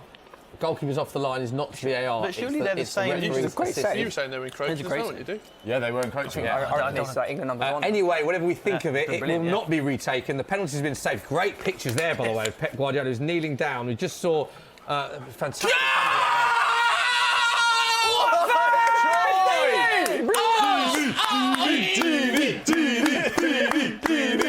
has done it again! Confirmation the goal scorer is Troy Deeney. Will Fraser He has done it again. If you read the stat pack, like I said, he scored 5 goals against Aston Villa in his last 3 appearances. Ball down to the byline. Deeney stretching, rising like a salmon, and he scored against Villa as a Birmingham City fan at the Holt End. Will it be ruled out for VAR? Don't want to look too stupid, but it doesn't like it. Good header, Troy Deeney. Delafeu down the right, that is Troy Deeney. Love it. Bullet header. And it is Watford who lead at Villa Park by 1 goal. Still a few injuries as well. A few players that were down. Any serious ones? Neil Maupay was limping a bit. That looks like he's going to be okay to carry on. No, I think that's just one of them impact injuries. Interesting celebration from Troy Deeney. Can you replicate that down camera 3? Oh yeah, that's good. That's good. That is exactly what I've got to say. Actually, that is exactly what he did. Yeah, there we go. I was just there's a tighter close up. Can we zoom in anymore just to get the? No, my eyes are really small. There we go. There's a quick question for the room. Do you think the Sheffield... Oh, hang on! What's that? Go on. The old David De Gea, Virgil van Dijk debate that will run on for the ends of time? There was one of those. Matty Ryan's come out and not got the ball, and Bournemouth have played on here, and they are still... it's gone out of play now, but Matty Ryan will be livid. There'll be some Aussie fury in the referee's face. Okay, we are moments away from kick-off in our 6th game. It is Chelsea against Arsenal, 8:15 kick-off. Dave Jackson will be reacting to it, so we can give you some price boosts. Are you ready? Of our friends at Sky Bet. Here we go. Lacazette and Abraham both to score was 4-1. You can get 5-1 on that now. Abraham to score a header was 7-1. That is now 9-1.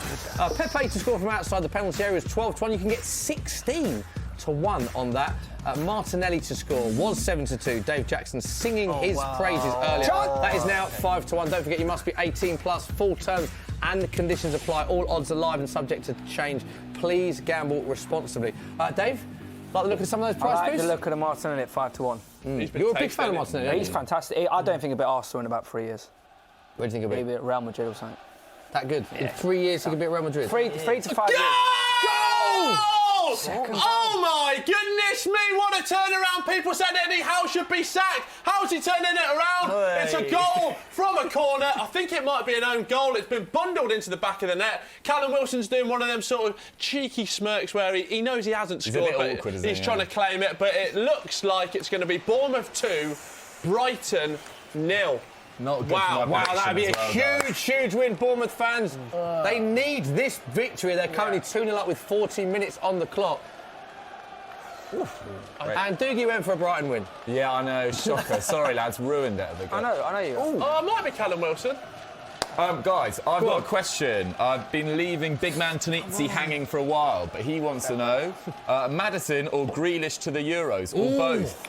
It's a debate that has been rumbling on social. Dave Jackson, where do you stand on that? I would take Maddison over Grealish. If I put Dele Alli in the mix as well? Definitely Dele Alli should go to the Euros. Grealish, you're not so sure? I think we've got to see what he does his next couple of friendlies. So we've got 4 friendlies before the tournament starts, or before Gareth picks his Italy, squad. Denmark, and 4 games. Yeah, so I think I need to see what he can do in that playing at that high level, really. Yeah. But, just on Bournemouth, I think the goal's going to go down to Callum Wilson, and that's the first goal a Bournemouth striker has scored since October. He has been reading the stat pack. I nicked that from Jeff Stelling, actually, when we were did you? upstairs.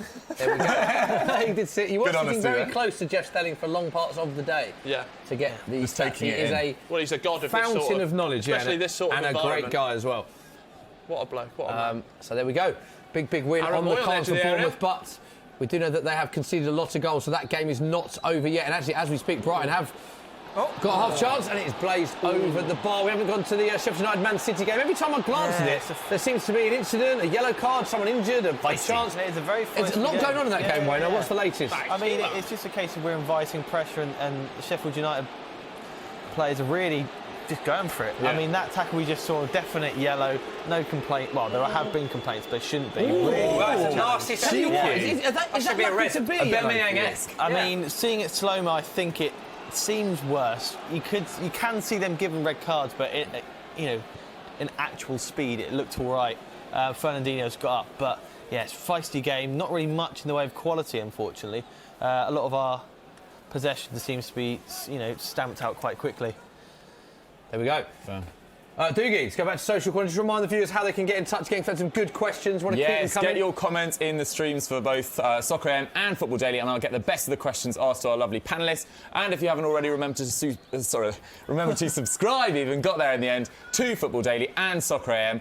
But next question comes in from Angry Fishface, who wants to know how far... God, I'm really messing this up. How far can Lampard take Chelsea this year? Could they finish higher than 4th? Does it look like 4th nailed on? How do you think they'll do in the Champions League if they get in there next year? That's what Angry Fishface wants to know. I think 4th is good.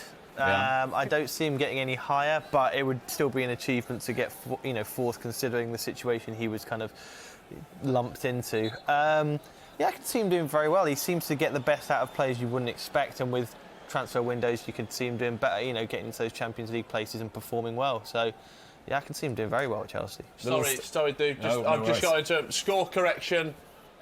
Bournemouth strikers still haven't scored.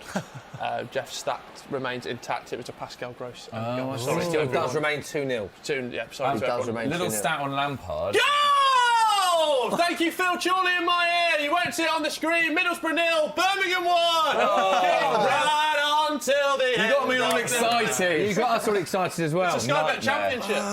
Stat on Lampard, he's already lost the same amount of league games as Sarri did in the entirety of last year. So maybe Sarri was a bit harshly treated, some would say. Maybe. But, I mean... Debate for another time. Yeah, you can't put that on Lampard. Sarri's a very experienced manager, so... True. Who won a trophy and got them to another final and got them Champions League football. It was stupid that he was treated the way he was. Ridiculous. Shouldn't have been sacked for you. Ridiculous. The way he was treated was ridiculous. But, ridiculous. Some of the fans, I know, it was, even on Twitter, some of the fans were talking about the way that he played football. There's one particular person with really big hair that was talking about it. That he just found the clip when they were they were already 4-1 up, weren't they? So come on, like Mr. Hamill. Shut up. Oh, I thought you meant Angela. Nah, Hamill. Oh, I didn't know that was Hamill's. Yeah, it's Hamill giving it that anyway. There we go. Right, we're on the way, Smith. Right, the the big game one. was kicked off at Stamford Bridge. Chelsea, Arsenal. Remind us what happened in this reverse fixture, please, Dave. This year we played fantastic for 70 minutes, but and what then happened? got done by 2 very cheap goals and lost the game. There we go. Thank you. Improvements have been made. That's all I've got. All you've got to say on the matter. While we've got a bit of breathing space, Mikel Arteta. Massive. Thoughts on him? We heard Clinton Morrison. Wouldn't have been the right move for him to be the immediate person to replace Wenger. The fact that we've got him now and he's our next year under Pep, I think it's a fantastic appointment. And I've seen so many improvements already. It's still a long way to go. But I am seeing a lot of improvements already, so I'm a very happy boy at the moment. Happy boy, Dave Jackson. A happy boy is good for the Football Social, but also, if Chelsea do score, it will give us some interesting moments as well. Sad Dave's good as well. Sad Dave is Angry good as Dave. well. There's only ever one sad Dave, wasn't there? Yeah. Yeah, just talk about your record quickly, Football Social. I've seen Arsenal on the Football Social must be about 40 times or something now, and I've only seen them lose once. But we're on the attack! Go on, Martinelli! First chance for to Arsenal. Saka! Oh, that's good, positive play there. That's what we never saw under Unai. You never saw Arsenal there was play the zero ball plan. over the bar under Unai Emery. You know? Misplaced cross. Half-time! Half-time. Right, our first half-times are coming in. Yeah, down at the Dave Jackson, remind us what is going on in the games. Dave Jackson? Sorry, Will Fraser. Dave, I'll let you know now. Vitality, it is 2-0 to Bournemouth. Brighton started superbly, but Ramsdale made some great saves, kept them in the game, and ultimately that's why they lead 2-0 at half-time. It's half-time at Goodison Park. Moyes Keane with his first goal for Everton, which Doogie told me in my left plug hole. And at Villa Park, they're going into the break 1-0 down, thanks to a goal from Troy Deeney, who does, of course, support Birmingham City. You but that's have got reminded us nothing of that to do with on it. many occasions. They are the scenes. We can bring the live scenes there.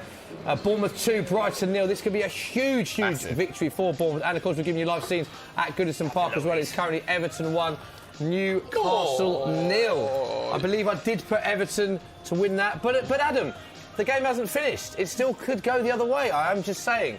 That game is going with the predictor as things stand. Feel free to have more conversations with yourself. I really enjoyed it. It was very random, wasn't it?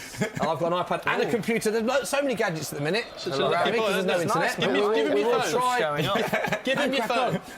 Arsenal game hasn't started, Dave. This is the point that usually where Dave gets quieter and quieter as he gets more nervous. David, the man Mountain Louise, mate, just bossing everything. New man under Arteta, to be fair. He's good. He's a good player. Bringing the ball out of defence. I also think Ainsley Maitland-Niles looked really good under Arteta so far, coming into midfield, making it more of a 3, letting Saka bomb forward down the left-hand side.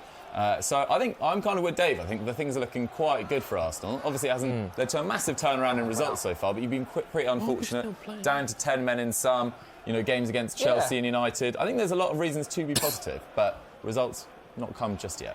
I think our problem the whole season has just been too many draws. Just been too many draws. Another half-time whistle has gone at Villa Park. It is Aston Villa 0, Watford 1, thanks to that bullet of a header from Watford captain Troy Deeney. And we saw him celebrate that. Come on.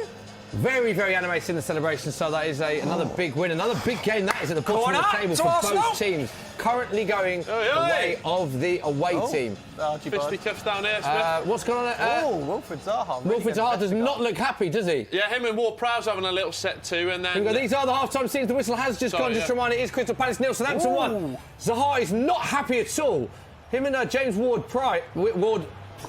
Easy for you to say. Easy for me to say, exactly that. They've been separated by a lot of players. Even Danny Ings was a substitute getting involved to try and separate them. And it's still going on. We don't know what's happened here. One to keep an eye on the second half, for sure. Is very, very animated. We'll keep an eye on this in the second half. It is 1-0, thanks to that effort from goal scorer there on screen, Nathan Redmond.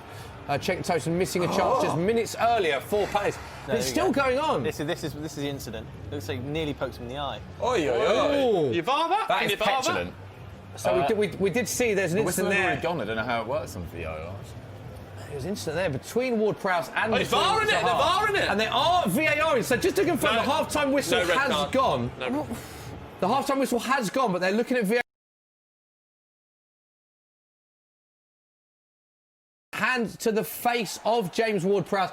And the action has been taken. VAR at Stockley Park have looked at it and no red card. Guys, what do we make of this decision? Because it's still going on. We're looking at live scenes at the tunnel. Can you poke someone in the eye and not get sent off? I don't think he did poke him in the eye, but... It was pretty close to the eye. I mean, you're pretty...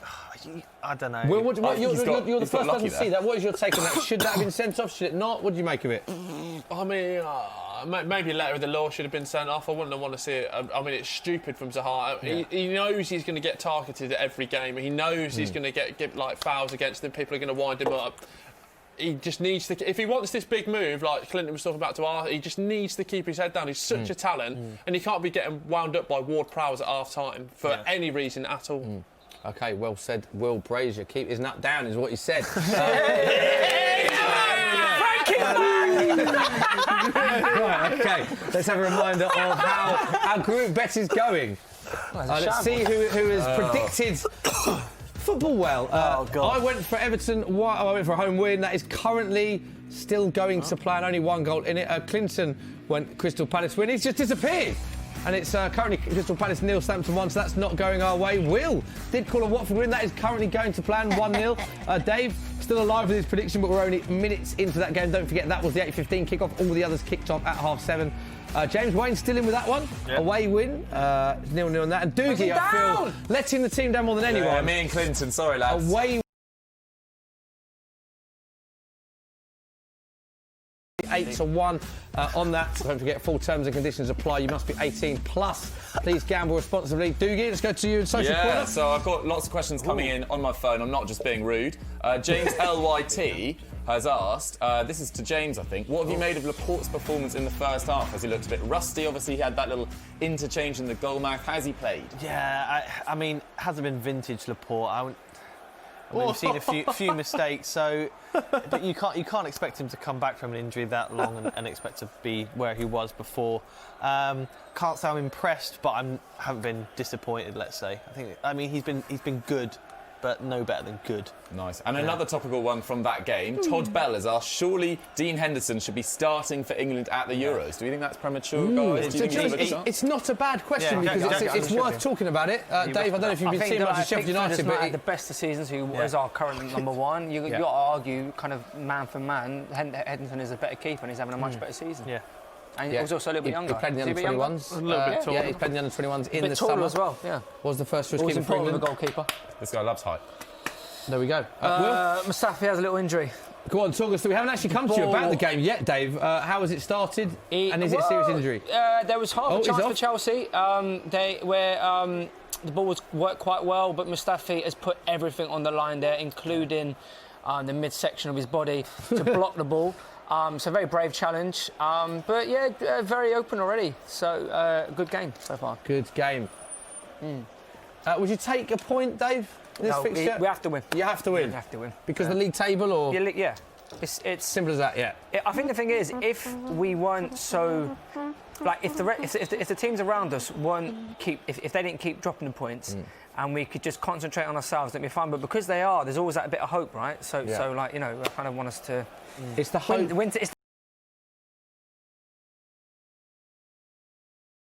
Granit Xhaka. Good defending. Okay. First corner of the game is this for Chelsea? For Chelsea, no, they've had a corner as well. Corner, worrying signs. Jacko, Yes. Edmund Moane wants to ask, Great name. what have you made of Ceballos so far? Obviously, he's out injured at the moment. Do you think he's got a future instead of Ozil in this side going forward next season? No, because he's only on loan for one season. I can't see us Could you make him splashing the that cash. permanent? I think he's looked all right. Oh, what's happened there? He's an Arsenal player down. Yeah. Send him off. Incident in the Chelsea-Arsenal game. Yeah, Arsenal player down, holding his face. Looks like Torreira. Dave, what's going on? I wasn't sure. Here's the replay. Talk us through it.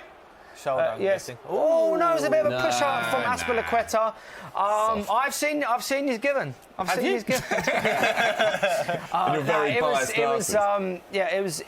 He just kind of touched him really, but Torreira's gone down.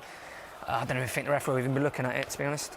But Dani Ceballos, I can't see him being here this time next year. I don't think he's done much wrong. You'd like to think that when he's fully fit, Arteta's going to have a proper good look at him. And he's quite young, so he's clearly one that could come in and fill that void. Never say never, but from what he's shown so far, you can't see him being that long-term Ozil replacement, and that is a very good chance for Chelsea. Ball whipped in. Christensen, he should at least hit the target there. I don't know if it was quite a free header, but corner for Chelsea. It was definitely a free header. Oh, he should score. Oh, it's a big chance. Really massive chance for Chelsea. Not quite sure Arsenal's defence is there. All the time in the world there. Bellerin, come on, mate, you have to be a bit stronger than that and a bit more switched on. A couple more comments. Don Hutchinson's calling us the Brexit gang. Not quite sure why.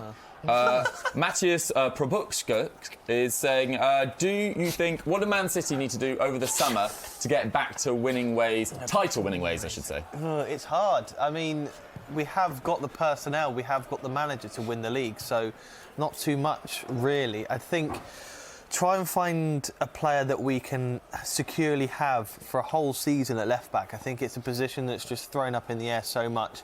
We've had Mendy, Zinchenko. I mean, Delph last season. We brought back Angelino and don't really seem to be playing him. Obviously, we've only got him in backup, but yeah, I mean, you can say whoever you want, but as we've seen this season, you could have potentially the best squad in the league, but one injury here, one injury there that you're not expecting can really derail the season. So you'd maybe just say like a decent centre-back, ball-playing centre-back to maybe edge out John Stones. I mean, he hasn't had the best of seasons so far, but I want the partnership to be Laporte and Stones, and probably a left-back just to have a secure... Unless Mendy could push on, that's the thing. So I don't know. I don't think we need anyone. So as if Sane leaves permanently, then you might look to bring in someone there. Yeah, obviously if there's exits, you're going to bring in decent replacements. But yeah, that forward line's pretty complete, Yeah. and your goals per game ratio suggests you don't really need that much change in forward areas. Centre back and left back's probably not a bad place to start. Okay, just a reminder that it is a bit quiet right now because only one game currently playing, that is Chelsea-Arsenal. The rest, the other 5 games, all at the half-time stage because they were the 7:30 kickoffs. We'll just remind us of the scores on the doors in the other matches. Yes, Aston Villa in a bottom basement clash. It's Aston Villa 0, Watford 1. Troy Deeney with the goal there. After a strong start from Brighton, they're losing 2-0 at the Vitality Stadium. Goals from Harry Wilson and an own goal from Pascal Gross. Strong start for Crystal Palace at Selhurst Park. Cech Tosin had an absolute sitter which he blazed over, and Redmond scored an absolute screamer, didn't he, Smith? That was one of the goals of the season. 1-0 to Southampton. And Everton versus Newcastle. Moise Kean with his first goal for Everton. Fantastic celebrations, great scenes for him, and it's 1-0 to them at half-time. Yeah, big goal for Moise Kean, and it would be a big win there. Just looking at replays of that own goal at the Vitality Stadium. You can see Callum Wilson smiling. They need that victory, but that's not over that game yet, Will, because Bournemouth have been leaky at the back this season, haven't they? Yeah, so... and the first 20 minutes of that game absolutely replicated that to the fore as well. I mean, Ramsdale made an absolutely unbelievable save. It was Kasper, Peter, whichever Schmeichel you want-esque. Made himself like a starfish, kept the ball out with a very, very strong right hand. But that kept it 0-0 and Bournemouth cracked on. Yeah, going well so far for Bournemouth. Stats don't look good for them. They're winless in their last 5 Premier League home games, drawing just 1 of them, losing 4. Bournemouth picked up just 4 points from their last 36 available in the Premier League. So it's not going great. Bournemouth averaging, incidentally, just 10 shots per game at home in the Premier League this season. Since Opta Stats began, only Reading have ever averaged fewer at home in a single Premier League campaign. But they are 2-0 to the good. So we'll keep an eye on that. And also, just saying, a lot of replays of this Zaha Ward-Prowse incident. I say Zaha Ward-Prowse, half the teams ended up getting involved. VAR not announcing a red card or changing anything. Do you expect to keep an eye on that one, Will? Do you think that might bubble over into the second half? Well, yeah, it just comes back to the chat we were just having before, wasn't it? I mean, there's no need for Wilfried Zaha to do that, whether it's a yellow, whether it's a red, whatever's gone on there. What do you think's gone on before that for him to do that? I didn't see anything that was... I mean, you don't go to poke someone in the eye regardless of what they've done, like have an argument, I don't know, but don't go to poke them in the eye because you are at a jeopardy of not only getting sent off, but Crystal Palace being down to 10 men in an absolutely crucial game for them. Yeah. OK, we'll keep an eye on how that one develops, of course. And big goal for Deeney. Saving the Arsenal game, Bernd Leno has the ball in his hands, Dave. Massive chance for Tammy Abraham there. I reckon he should score as well. It was quite a well-worked chance for Chelsea. Ball's gone from left to right and then back in.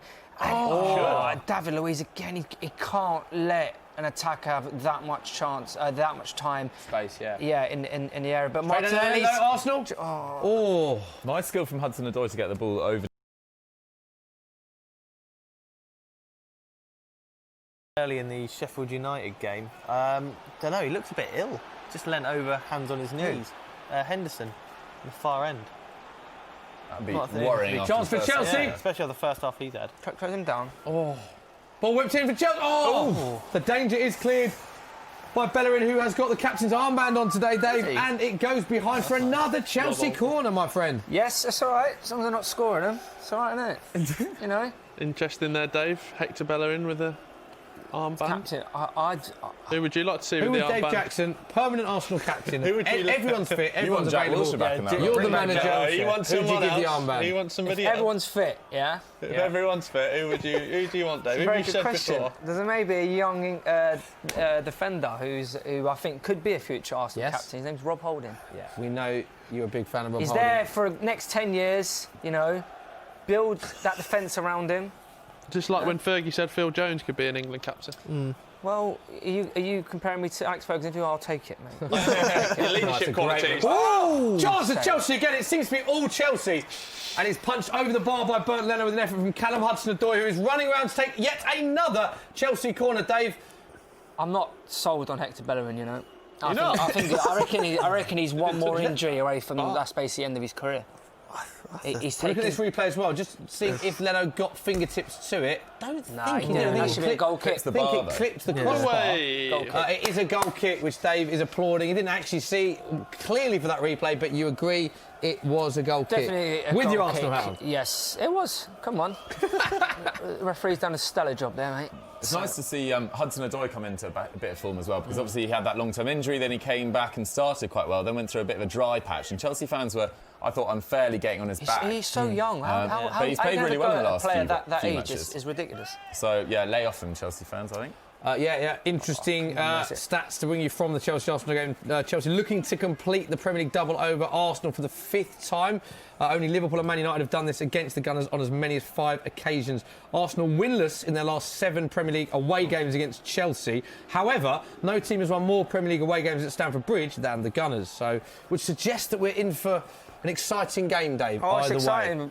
baby. Do you remember that last win? Was that 5-3, Jacko? Yeah, when Van Persie scored a Van hat-trick. Persie, Yeah, Theo remember that. Fleur What a also game. got one. And Andros Santos.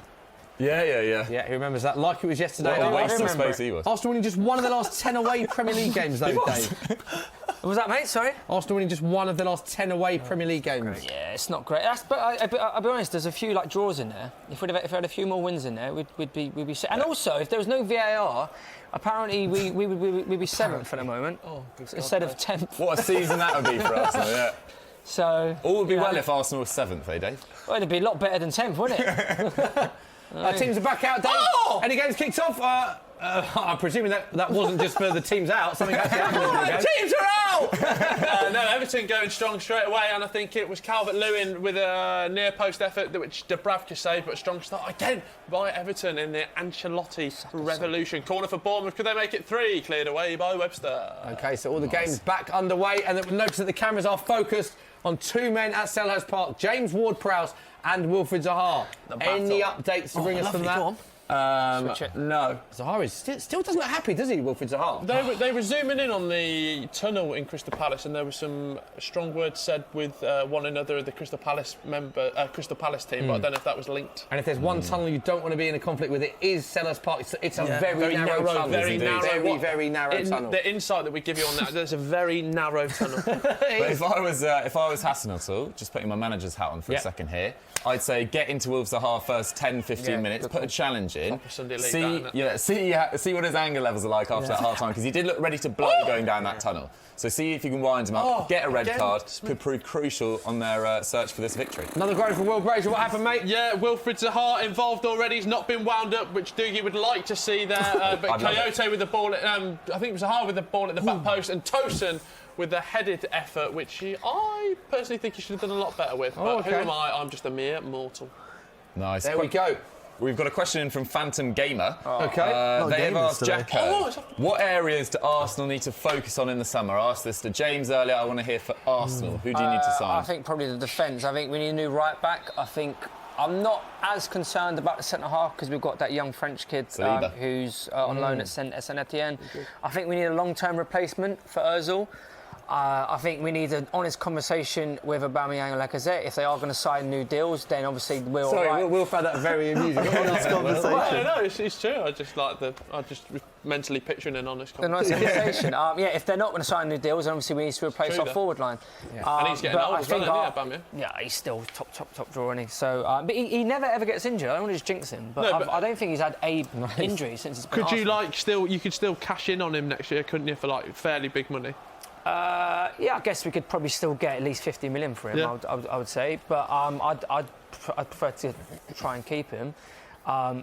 But yeah, so for me, the area would definitely be a new right back, and probably a long-term replacement for Mesut Ozil. Nice. There you go, mate. Was that nice? That was lovely. Yeah, there's quite a few calling you Dave, Rob, Holding Jackson. I'll take it. Dave, Rob, Holding Jackson. You look like him as well, actually. Oh, no, Cheers. not another one. Christian Eriksen, you always get. Delafeu. Delafeu. Did you get Delafeu? Yeah, well, I did when I was on VFN, but they canned that because I'm too old. Ooh. Smithy. Corner for Man City! Oh, don't get. Yes, Doogie, go on. We haven't had any questions directed at you, but Go on. Daniel Alvarez says, what do you make about the current striker situation at Spurs? Do you think this is the time to strike? I mean, don't say out. Goal! Another screamer! A Bobby Dazzler, if you will! Stuart Armstrong, he howling ye! What a hit from the Scottish lad! Born in Celtic, but my God, it's been made at Selhurst Park tonight. It has entered the area about 30 yards out, and he's hit it. It stayed hit, and Crystal Palace only scored screamers on Tuesday night in West London. Wow. 2-0. Southampton. Sorry. I was about to say that's my favourite ever goal from you. 2-0 Southampton. Stuart Armstrong. Oh, it's another good goal. Beauty. Oh, great goal. Big goal for Southampton at Selhurst Park. Well done, Will Brazier. Good analysis there, my friend. Chance for Chelsea. Oh, Dave Jackson, you're looking worried. Is it all Chelsea so far? It's not. That all comes But is from it? Arsenal giving the ball away very cheaply. Hector Bellerin again, he is not match fit at all. Why is he playing? I don't understand. Maybe he wants to give Maitland-Niles a bit of a rest. But come on, it's not. I've said it's not it the many place. times before, Dave. It's another corner for Chelsea. They can have as many corners as they want, mate. Yeah, I love it. You nearly regret it. Everton in it! Oh! Bernard! He's got a snood on. Look at the state of him. Lovely ball through there, and he was one-on-one with Dubravka, and he was onside as well. He got down. No, Down that's on the not a kick. free kick, is it? Yeah, Should have done a little dive there. That's a free kick. Ref's giving it. It's a free kick. Did you get any clarification why the Man City penalty wasn't retaken? I still don't understand why it Yeah, wasn't I retaken. explained why it's not retaken. VAR doesn't don't affect it. look Yeah. at off the line. It looks Yeah. at Oh, it's definitely encroachment. a foul. So it's down to the referee's assistant to spot that. The referee's assistant has Had he deemed spotted that it, not. then it's all. Oh, he may have spotted it. He might not have spotted it. We don't know. Written all over it then. But it Referee's assistant It wasn't- has not done their job there, have they? It was wasn't clearly- retaken. Okay. Still 0-0 and a dangerous area for Manchester City. We've got a few options to take this. Wayno. Nervous. Dino in top form. It's going to be. It's going to be rubbish. That's what it's going to be. Dangerous. Yeah. Sorry. Guys, can we get back to the issue at hand? Yes. Spurs' problems with strikers. Smithy, Yeah. what are you doing? What are you sorting out? What am I doing? Absolutely nothing about it. I wish I could do something about it. My go two Burnley. pennies worth, which I'll say very quickly because there's a lot going on around us. Spurs desperately need to sign a striker, and people always have the counter argument of yes, but what happens to that striker when Harry Kane's fit? I think it is a naive and an almost. I don't think it's an argument that has any legs to it, myself personally, because you could say that for any of these strikers. Gabriel Jesus, for instance, who's starting tonight. Hey. They've got Aguero. You know, Arsenal got Aubameyang and Lacazette. Most teams have many top strikers. I mean, Chelsea are looking at who they're going to replace for Giroud when he's only their backup striker anyway. So Spurs should have 2 or 3 strikers in place. The only out-and-out number 9, other than Harry Kane, is 17-year-old Troy Parrott, who I think will go on to have a fantastic career. Very funny. But Spurs need a backup striker. And also the argument to say that he won't play when Kane's fit, I don't really buy, because Harry Kane has quite a few injury issues and has missed big parts of a lot of seasons. And Spurs are in a lot of cup competitions anyway. And I also think that if you buy a player that is going to be of benefit to the squad, then you build a team or a formation around them. There's nothing to say you can't play with 2 strikers or change the formation. So either way, Spurs' squad is very light in that area, regardless of whether Kane is injured or not. And I'm amazed that there isn't another option available. If you're asking me if I think we will sign a striker, I really don't know. I would have said definitely yes when Kane got injured, but I'm watching the days tick down. Oh, sorry, Smithy. But There's a goal. DCL. speaking of strikers,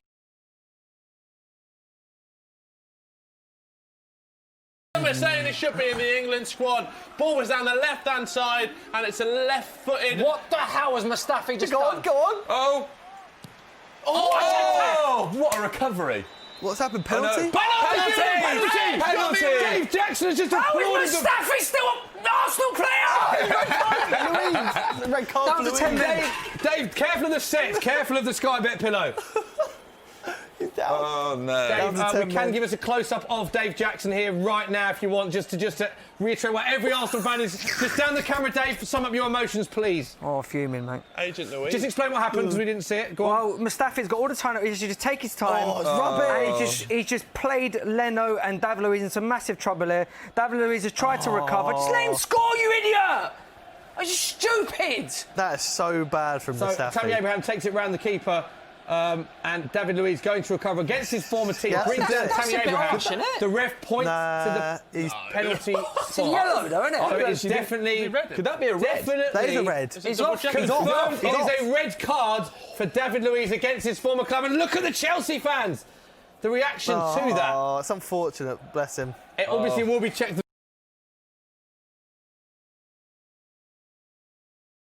Card, of course. You're still talking about Mustafi, though, here. What is he still doing here? It's Mustafi's fault. 100% that. It's ridiculous. And we're just having a cutaway to the Chelsea fans. They are saying cheerio to David Luiz. They are embracing and laughing at this incident, Dave. We will stick with Dave. Chelsea Man City! Just gone out of play. We will stick with Dave Jackson to critically analyse and commentate over this penalty, Dave. Okay, if you don't mind. David Luiz shakes Arteta's hand as he goes straight down the tunnel. Yeah, you've got to feel sorry for him because he played so Now, Jorginho well is taking the penalties. 26 minutes on the clock, by the way. Interesting penalty taker, Jorginho. with that little step. Very unique style. Davies over the ball. It will be Jorginho against Leno. Do you think Leno will save this penalty? Yes. You do? He doesn't. That was such a weak penalty. Well, he went the right way and didn't save it. It is Chelsea 1, Arsenal 0. Jorginho from the spot. The former Chelsea man. What is wrong with him? 60 How minutes. is he still there? As well. 26th minute red card. I don't know what your maths is like, but mine tells me that is a long time with 10 men, Dave Jackson. What is this?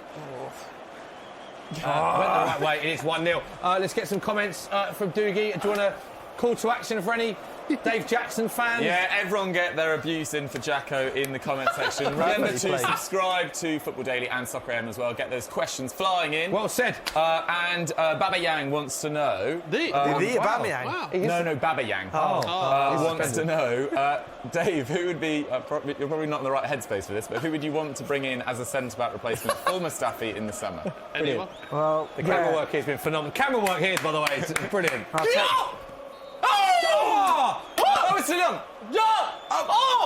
Dave, have a think about that answer while we go to Will. Big chance in one of the games. I don't know what you're doing. Sorry, mate, just played a bit of Twister in my spare time there. There was a ball... Left hand yellow. Yellow-red for me. Sorry, play on. There was a ball bouncing around in the Villa 6-yard box. Troy Deeney headers down, good save from Pepe Reina, comes back to him, and then I think it was off the line from Conser. I'm just getting a replay now. Ball in from the left. Yeah, deep in. And it's headed back. No, Delafeu gets it across. Pepe Reina scratching, and then he makes a good save. And then Mings nearly scores an own goal, trying to be too clever for his own good. He needs to get rid of it there. And Villa, lift a fight. Another day. I've had too much pop. Okay. Arsenal winless in the last 7 Premier League away games against Chelsea. What's going on? There's no reason for me to say that other than to get Dave's reaction. Dave, let's go back to the question at hand from Doogie. who would I take to replace Mustafi? Yes. A mop. I'll take anything, mate. Look, we've got a young kid who's doing very good stuff in the French league, so of course he'll come in and strengthen what we've currently got. I was just so stupid, so many times. I don't know. It's our player can keep messing up and it's still at the club. It's just stupid. We're gathering that it's stupid, Dave Jackson. Interesting, I can give you... We spoke about Dean Henderson. So let's go back to our other feature game. Chance in that one, by the way. Man City, Sheffield United, where I'll come to you in a minute. Had technical difficulties. Only finally got on the internet. But can tell you that... interesting that Gabriel Jesus failed to score 3 of his 5 Premier League penalties. So that's 60% of the penalties he's failed to score. Of all players to have taken at least 5 in the competition, no one has a worse success rate than the Brazilian. That is level with Stuart Downing and El Hadj Diouf. Also, Dean Henderson, the flip side of that, has now saved 4 of his last 8 penalties in the league. That is phenomenal. Apologies that was an hour late, but I've only just got back on the internet and sums up what we were saying earlier. Dean Henderson, not just a great game, but great season he's having. Yeah, I mean, even though he was a little bit off his line, you've got to give him credit for actually... you genuinely have to give him credit for saving it. And it's a surprising amount of penalties we miss. I mean, Sterling's missed a few this season. I even think Aguero's not... I wouldn't put him in the category of the Kanes and the other penalty Maybe it's the fact that takers. we are an extremely attacking team and we're always going to be in and around the penalty area to actually receive the penalties. Yeah. That we miss so many, so maybe that's some of the case. But yeah, it's a bit kind of concerning how many we do actually miss from our main and what you expect to be most composed strikers. I wouldn't, if I was a Chelsea fan, Jorginho, although his success rate is fairly good, his technique and his run-up and the way that he places the ball, I would be quite nervous as a fan watching that, although big game penalty and he has done the trick. For sure. Just a final word on Dean Henderson. I feel like he was really cleverly managed earlier in the season when he made that mistake against Liverpool. And Wilder sort of called him out, being like, if he wants to play for Man United, if he wants to play for England, he's going to have to improve his concentration level. Do you think that was clever management? Because that splits opinion with a lot of pundits and people on social media, and a lot of people were critical of Chris Wilder, but you thought the opposite. I think if you know he knows how the player is and how he's likely to react to that. I don't think he'd do that to any normal... Is Dean Henderson 19, 20? Anyway, any normal player of that age. But he clearly knows that Henderson's got a bigger ego, he can take criticism like that, and it seems to have just propelled him onto a next level. And I think he's got to be in the mix for goalkeeper of the... possibly in the mix for goalkeeper of the year. So... it seemingly worked, but... Oh, what a save! Will, we haven't come to you. Just give us a quick roundup of the 4 games and what's going on. Sorry, I'll just talk about this one while it's fresh in my memory. It was Bournemouth and nearly making it 3-0, but Matty Ryan's got that. Oh, another save from Dean Henderson. Wait, I'll come to you in a minute. Back to you, Will. Yeah, no, Philip Billing with a header. Bournemouth are in again, actually. Ball's come out to Harry Wilson. Great defending again by the Bournemouth rearguard action there. And interesting one in the Villa game. I need to get clarification, but Danny Drinkwater absolutely fuming when he was walking down the touchline. Okay, how's we're speaking about the Watford Aston Villa game, Jack Grealish? Yeah, no, he's always creating chances. Obviously, he's their main man, and there was a header. I can't remember who had it for Aston Villa, but they are looking. As much as Watford are having chances, it's quite end-to-end. Villa are up there as well. Matty Target, that was Matty Target. And Southampton! Southampton, no, clear. Palace, okay, and Jack Grealish and Villa are going to get into that. They need that man who we can see on our screen now with the armband on, the flowing locks of his hair that we always see in pristine condition. They need him to do something because it's been all Jack Grealish this season. He has the most goals for Aston Villa, 7. The most assists for Aston Villa in 5. He has had more shots and created more chance than any of his teammates. So Jack Grealish, most goals, most assists, more shots and the most chance of any of his Villa teammates. Will Brazier, you did have a groan. What happened? Absolute crunching tackle at Goodison Park. Kieran Clark on Theo Walcott. I don't think they're checking it, but he's come through the side of him very aggressively. Double chance for Sheffield United. Wayno, talk us through it. Yeah, well, we had a good chance not too long ago with Jesus at the back post with a really good passing from Rodri. But Sheffield United went down the other end, took really good football from him, taking it past pretty much every single player that comes in, every single City player, I should say, that comes into sight. Ball comes in across the box, nearly gets there. Luckily, Edison saves it, but it's really nervy at the moment. The best chance of the game so far. Oh, talking about best chances, big chance for Shane Long there, Will. No, he scored at the weekend against Wolves. I mean, he'll probably go another 30 games maybe without scoring, and you've got to look at that. He was through on goal, middle of the goal, keeper stood there, and he's just rolled it straight to the keeper. You've got to put it left or right, and he's put it down the middle. Thinking of that game of the weekend, did you see Bednarek's goal against Wolves? Oh, what a coach! And he hadn't scored since like April 2018. It was a game of weird goal scorers, but what a finish from Bednarik. I get the Shane Long why you have him in because Ward-Prowse and Zaha at it again. It is the same 2 players, isn't it? They had a little one as well in the start of the second half where Ward-Prowse took the ball, eventually rolled it back to Wilfried Zaha, but that did wind him up. It did wind him up. Hassan also really likes Shane Long's sort of unselfish running, and he makes a lot of space for. You couldn't have Shane Long just as by himself. Yeah. Thank God for Crystal Palace Southampton still 2-0, Will? Yes, still. Right, saying 2 good goals from outside the box? Yeah, they're both outside the box? Yes, both outside the box. 2 absolute screamers. Probably Nathan Redmond is better, but that doesn't take anything away from Stuart Armstrong. The reason I asked that, what might seem like a bizarre question, was because did you know? This is a bizarre stat that prior to today, all 48 Premier League goals in Crystal Palace's match this season, that's goals that they've scored and goals that they've conceded. So 22 they've scored, 26 they've conceded. They're the only side whose games haven't seen a single goal scored from outside the area so far. There we go.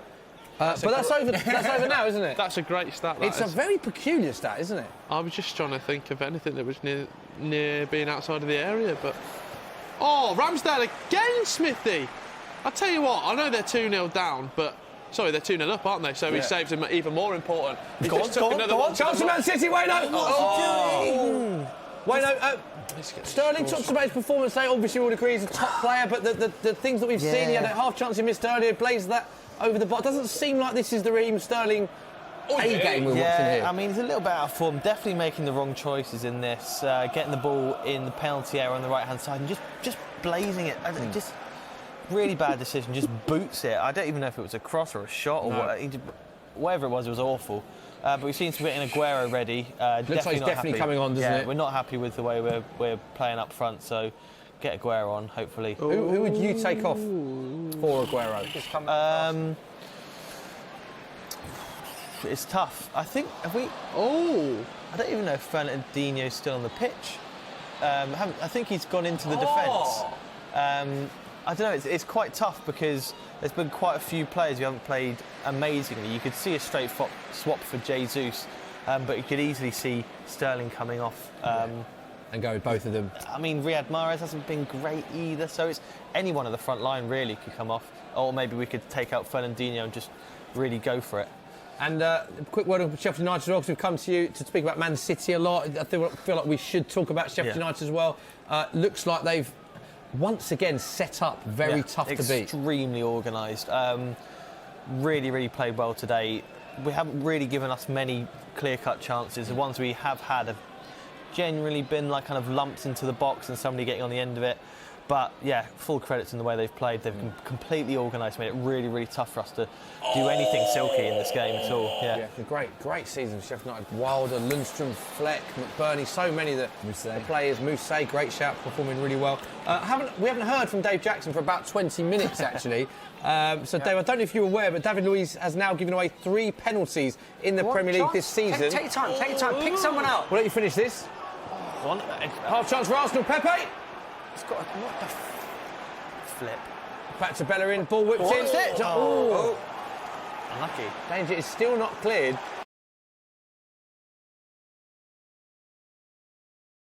In the Premier League this season, which is more than any other player. He's also the first former Chelsea player to be sent off against the Blues in the Premier League since Vinnie Jones in December 1995. And as if that isn't bad enough, we're 38 minutes in. Chelsea have had 7 shots with 3 on target. Arsenal 0 and 0. As it stands. It's really good stats there, guys. Head in hands. Guys, just a quick reminder to get your questions in the comment sections of the Soccer AM and Football Daily live streams. Subscribe to both of the channels. And the next one comes from Dan Hames, who wants to know, James, will Man City ever win the Champions League? Obviously, you don't have the best record in the competition. Everyone says you're cursed. Do you think that is the case? It's going to be the priority this season. And it's either... I don't think we... Unless we're extremely lucky or something miraculous miracle happens, I don't see us winning it without Pep at City.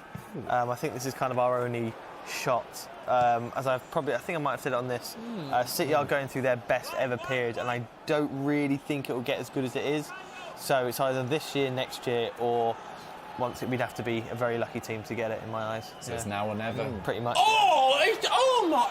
I just don't think that Ramsdale will ever be beaten in goal again in a Premier League game. He's pulled off an unbelievable save. Brighton have worked it round, Neil Maupay, and he's tipped it over the bar, both hands stretching, and Ramsdale, the Bournemouth barrier has not been breached. Is that a good game, Ramsdale, for you? From Maupay as well. Yeah, fantastic game. Another injury down there for Newcastle. Matt Ritchie's gone down. No, it's Kraft. It's nice to see a Bournemouth keeper really establish themselves, because obviously in the past they've had Begovic, Boruc, Travers as well was in the mix a bit last year, but this year Ramsdale starting pretty much every single game, and obviously they haven't had the greatest year, but I don't think he's let himself down. No. So well done, Ramsdale. Interesting one at Villa Park. This is from a completely neutral perspective. Tyrone Mings was booked in the first half, got a yellow card, can't remember what for. Second half, ball's gone over the top. Delafeo's tried to nick it past him, and he's deliberately handballed it, and the foul's been given, but he's not been booked. Okay. Thoughts? Interesting one, Will. Interesting one. Should be a red, no? Should be red for you? I don't know. I've read a few rules in the game. I thought that might be a yellow There's card. quite a few comments also talking about that David Luiz moment and saying that shouldn't have been allowed because of double jeopardy. Because obviously it's been well, people are saying, is that still a thing? And people are just debating the rules. So if you know, get it in the comments down below. I think it's a genuine attempt to get the ball, isn't it? He Right. did try and get the ball, didn't he? but giving away a penalty and then giving a red. Yeah, no, that's allowed. But what's there's a double. Steve Cook had the same thing in the weekend, didn't he? He gave away a penalty and he got sent off. So it still does exist. It was Michael McCubbin. Oh, chance for Aston Villa! Save! Oh, big save! Oh, that's a goal! Aston Villa is the only goal of the day that Will isn't cheering because it's for Aston Villa and he's a Birmingham City fan, but Will, there are Villa fans on the stream that want to hear about this goal. Talk about this goal. Great goal! Go on, Villa! I can cheer this one. I've got Douglas Luiz in my fantasy. Ball came in at the back post and Douglas Luiz mopped it up. He's in the Holt end and it's his second or third goal for Aston Villa. 1-1 there. He's done the Conor McGregor walk. Villa 1, Watford 1. Plenty to come! Oh, he did it again, Ramsdale! The Bournemouth barrier will not be breached today, Smithy. Ramsdale's tipped one over the bar. Aaron Moy must be spitting feathers. Cuts in on his right.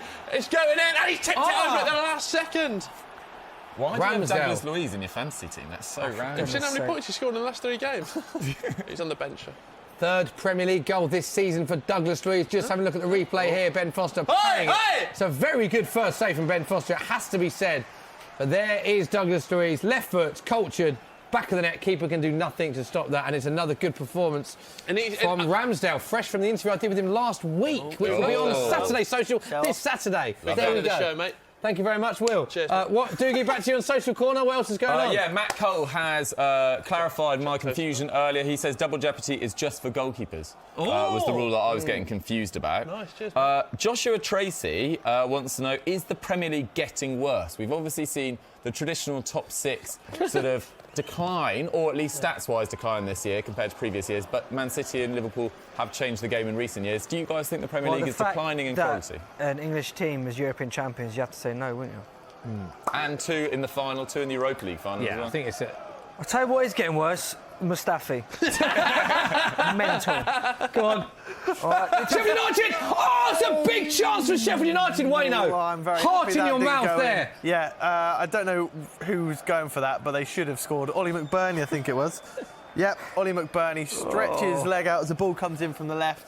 I'm a very happy man. That should have really... Oh, he was offside. It's all right, he was offside. VAR probably would have given that.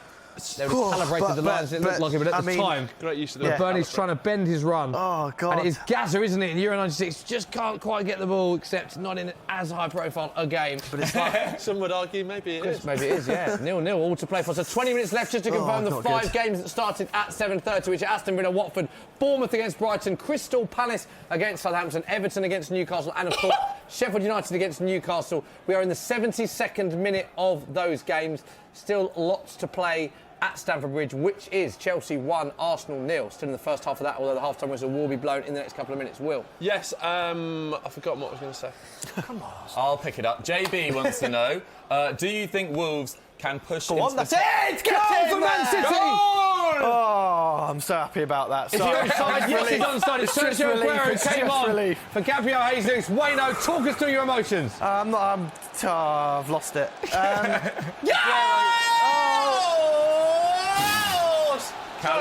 Just a quick one from me. The duct is finally over. I will nick that stat back again. Callum Wilson has finally scored. First goal for a Bournemouth striker since October. Cheers, Jeff Stelling.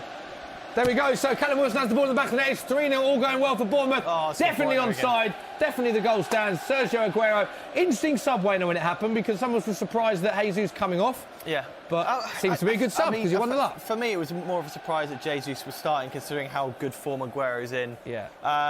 Once again, De Bruyne with what an a pass from KDB. He's glorious. Aguero's glorious. The goal's glorious. We're winning, so it's good. Speaking of glorious, how's Mustafi getting on, Dave? He's not doing too well, but Arsenal are playing well. You know, they could have easily. They've actually had. Oh, for goodness sake! They've had a few little half chances where they've been able to work the ball quite well. I think about 10 minutes ago they was actually looking to bring on Rob Holding. He was down stripped, but he's now not. I would have loved to see Rob Holding down and ready to go. So that hasn't happened now.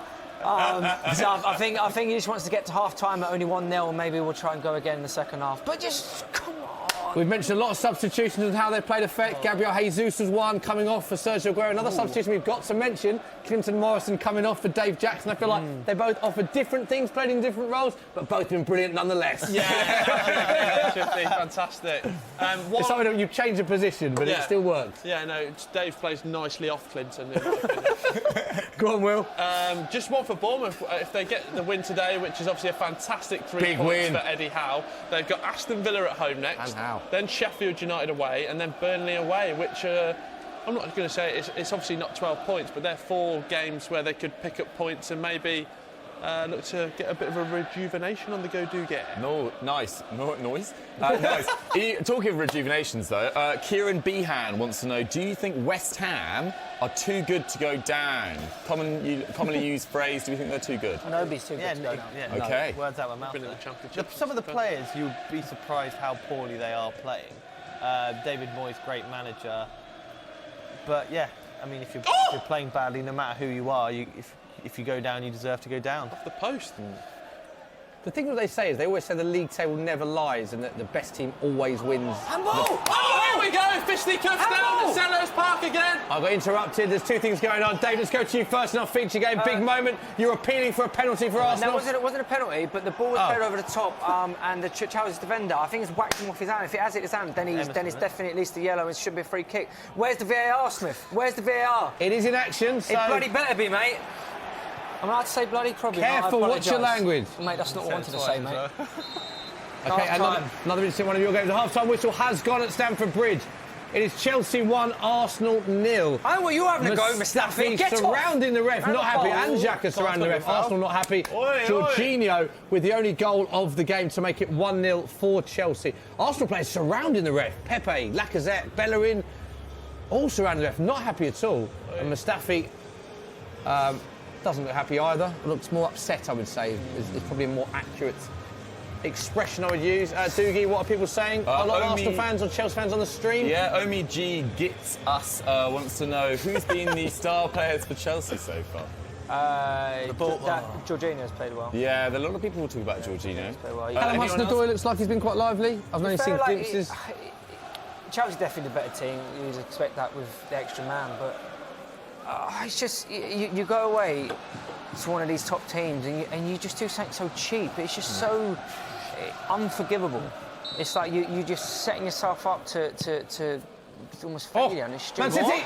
Oh, wow. That would have been an own goal, that. Great corner whipped in. I think it was Laporte with the header. And it just went onto the top of the net. Still 1-0, Manchester City, 76th minute. Here's the replay, Wayno. Would that have been an own goal that went in? Laporte, by the way, we know he got the knock early. He's limping again. He's a strong boy. He should be all right. I think we're going to take him off just for security's sake. Give him 70 minutes, come back from injury. He's played really well today. Had a bit of a shaky start, but really warmed into it. Was winning every single body language. I think he's fine. Added a couple of highlights. I'm being very hopeful. But, I mean, yeah, once he warmed up into the game, he was winning absolutely everything. So really good to see him back. I wouldn't be surprised now if we go and throw it away. To be fair, Eric Garcia's come on. I'm very happy about him. Really good. Yeah, really? He's helping manage the under-11s, I think. Absolutely loves his football under Pep. Happy days. Yeah, and substitution, Robinson on. for Sheffield United. 77 minutes gone. Will just remind us of the other 4 games that are going on. I haven't been to in a while. Scores on the doors, please, my friend. Yes, Villa Park, it's Aston Villa 1, Watford 1. Douglas Luiz with the equaliser there. Down at the Vitality, it's 3-0 to Bournemouth. Callum Wilson with his first goal in what feels like ages. Welcome back, good brother. Crystal Palace, Southampton, it's 2-0 to Southampton. It's fisticuffs of dawn down there, but 2 absolute screamers from the Saints, see them 2-0 up. And at Everton versus Newcastle, it's 2-0 as the Ancelotti revolution continues. Moy Keane's first goal, and Calvert-Lewin can't stop scoring with a left-footed drive. Ancelotti, we should talk about him, a new Everton manager. Evertonians very happy with that appointment, and then they had a little resurgence, and then famously lost that game against Liverpool when Liverpool rested their players. We saw a lot of unrest from the Evertonians. What do you make of him, Doogie? I know that you know a lot about him. He's a great appointment. It's very exciting from an Everton fan's perspective. I don't think when he was managing the likes of PSG, Bayern Munich, Real Madrid in the past, that Everton would think in the year 2020 he'd be rocking out at Goodison Park. But I feel like there was just maybe, from what I've read anyway, there was a bit of tactical confusion under Marco Silva. Players didn't quite know what they were supposed to be doing at what time. Duncan Ferguson steadied the ship, and Ancelotti, if he's given the right backing, could turn them into a permanent top 8 fixture, which over the last few years they haven't really been. They've been up and down, chopped and changed a lot of managers. So if he gets given the tools, I think things are looking good for Everton to get back into that top 8. Do you think they need investment, though? Definitely. Areas they need to improve on? Yeah, definitely. I think they didn't properly replace Idrissa Gueye in the summer. He was obviously a massive loss. I think he was most tackles and interceptions in the Premier League last year. Brought in Bamin, and then Paul Guy got injured on his second appearance, which was a big loss. Andre Gomez has got a broken leg as well. They're very short at centre-back. So there's a couple of areas to improve. But then a lot of plus points as well. Calvert-Lewin's now come to the fore, Richarlison up front. Sidibe's played very well under Ancelotti as well. So there's lots to be positive about, but they're halfway through their project, if that. Halfway through their project, yeah. Early days indeed. Dave, half-time at Arsenal, 1-0. Still only 1-0. I know that the man down, but can you see yourself getting back into it? Doogie's got cramp. Yeah, 80 minutes in, I've got cramp. I'm not even joking. I tell you what, everyone laughs at me on them socials, but it is hard. You do get through the miles. Stand up. Stand up. Any advice? It's actually really important. Doogie has got cramp. Breaking news. Doogie, give us all breaking news. Clinton back in. Right, question here from... What is going on here? There he is. We've got a question here from Paul in London. Yeah, who says, extend the leg, ice it. Ice it, keep going. Lots of salt you need. Pass me them chocolate, have a Twix. It's lack of salt, apparently, isn't it? I had all those chips before and I didn't know what's going on. Them are salt, give them salt. You need to extend your leg, Doogie. You need to extend the leg. It's actually in my foot rather than anywhere else, but don't worry. Cramp in his foot. We'll help him out with the cramp in the foot. There's a penalty shout, Doogie, forget your cramp. There's a penalty shout down at the... There's a goal at Brighton. Sorry, there's a goal at the Vitality. William, you've gone to Potwell. What's going on? Sorry, there's too much salt flying around. They're checking bring back Pete Dorman. Brighton have scored. They're checking a possible handball. It's been given as a goal. It's 3-1. Eddie Howe's 3 points are not secure. Aaron Moy scored a fantastic strike, and the Bournemouth barrier has been broken. OK, so it's 3-1. Is that right? 3-1. That's definitely correct. got that right. Aaron Moy with the goal. Aaron Moy with the goal. There we go. Doogie, how's the cramp? Yeah, cramp's much better. Thanks for your concern, though, guys. Sorry, that was pretty embarrassing having sat stationary for about an hour and a half. But it's tough, mate. It happens. Happen. Jacob Clements wants to know, what have you made of Tammy Abraham this year so far? Obviously, he does get a lot of flack, I feel, unnecessarily, but I think he's third top scorer in the league. Should he start for England without Rashford and Kane? What do we think? I think there's 2 points there. First is he has massively overperformed. I think he's had a fantastic season. And if I was Gareth Southgate, the first phone call we're making would be to Jamie Vardy and say, look, come on, you're the top scoring English striker, you have to come on the plane. Or stay at home at Wembley, whatever it is. So that would be what I would be doing. But I think Tammy Abraham should definitely go to the Euros. Probably not starting though. OK, so you're taking Vardy, Abraham... Rashford and Kane, if they're all fit. Rashford and Kane. I think with the available strikers right now, let's say Jamie Vardy doesn't come back out of England retirement, you have to take Tammy as number one. Like, as good as Ings has been, I think Tammy has shown more in terms of... Actually, that's quite harsh because Ings does give a lot for a team, but just the way Tammy plays, he's a massive danger. I know Ings has been fantastic, but he would be my number one. Definitely. And obviously all dependent on whether or not Vardy would come back, if the call would be made, if Kane's fit, if Rashford's fit. Kane and Rashford have got two big injuries. quite serious injuries that I don't think from chatting to, we were chatting to players that had them. We had Bayo, who had a similar injury to Kane. It's a while, isn't it? And they said that both of those injuries are ones that you can't rush back for. So, I mean, yeah, see how that develops for England. I don't think we can afford to take two not fully fit That's strikers. it, well One played. maybe, but definitely you can't take two. It's devastating for Man United. I think Rashford's been involved in about 48% of their league goals this year. And obviously in the summer, getting rid of Sanchez, getting rid of Lukaku, without bringing in replacements. And massively for Spurs as well. But I just feel like United have been they're gonna take punishment from their indecisions of the summer, or lack of decisions, I should say, in recruiting that forward area. And top four still up for play. They're only 5 points behind, so it's still up to play for. I think this is a big win for Chelsea, by the way, because we were looking at the table earlier, and they have dropped points, lost to Newcastle recently, and Tottenham, Arsenal, Man United have all been so inconsistent, and you sort of think it's the kind of game you think Arsenal might get something from, and then it opens up again. If Chelsea win tonight, you think it's really advantaged them. If we don't win, there's no way Arsenal can get top four. But then again, we're still in the Europa League, so if you win that, you get Champions League football. But I think Is that your best chance for Champions League football then, you think, winning the Europa League? If we don't win tonight, yes, 100%. Okay. Chance, Will, what happened? Trossard with his left foot, he's been brought on as a substitution, worked it onto his left and just went past the near post. Very funny incident down at Goodison Park. Lascelles and Calvert-Lewin got into a set two. And Calvert-Lewin said Lascelles had bad breath. He was doing this. Okay, the classic. Back to you, Wayno. Man City nearly with the second there. Some really good intricate football from Sterling and Otamendi. Sterling weaving through absolutely every Sheffield United player, but unfortunately getting a shot just past the post. Would have been a brilliant goal if that went in. And I can't really say Sterling would have deserved it, but it would have really kind of boosted his performance for the night. Still at half-time at Stamford Bridge, Chelsea 1, Arsenal 0. And interestingly, this is the first time Arsenal haven't had a single shot in the first half of a Premier League game since May 2015, which was against Man United. That needs to change. Guys, I've got some breaking news. Go on. For Will. Sky Sports News have confirmed that Man United are willing to pay in excess of £30 million for Birmingham City's Jude Bellingham. Ooh. Will, the night's just got worse. Big Birmingham City fan, tell us about Jude. 30 mil? Yeah. Well, I'll take 30 mil. I think that's a fair price. I think he'll get loaned back to us, maybe for 6 months, maybe for 18 months.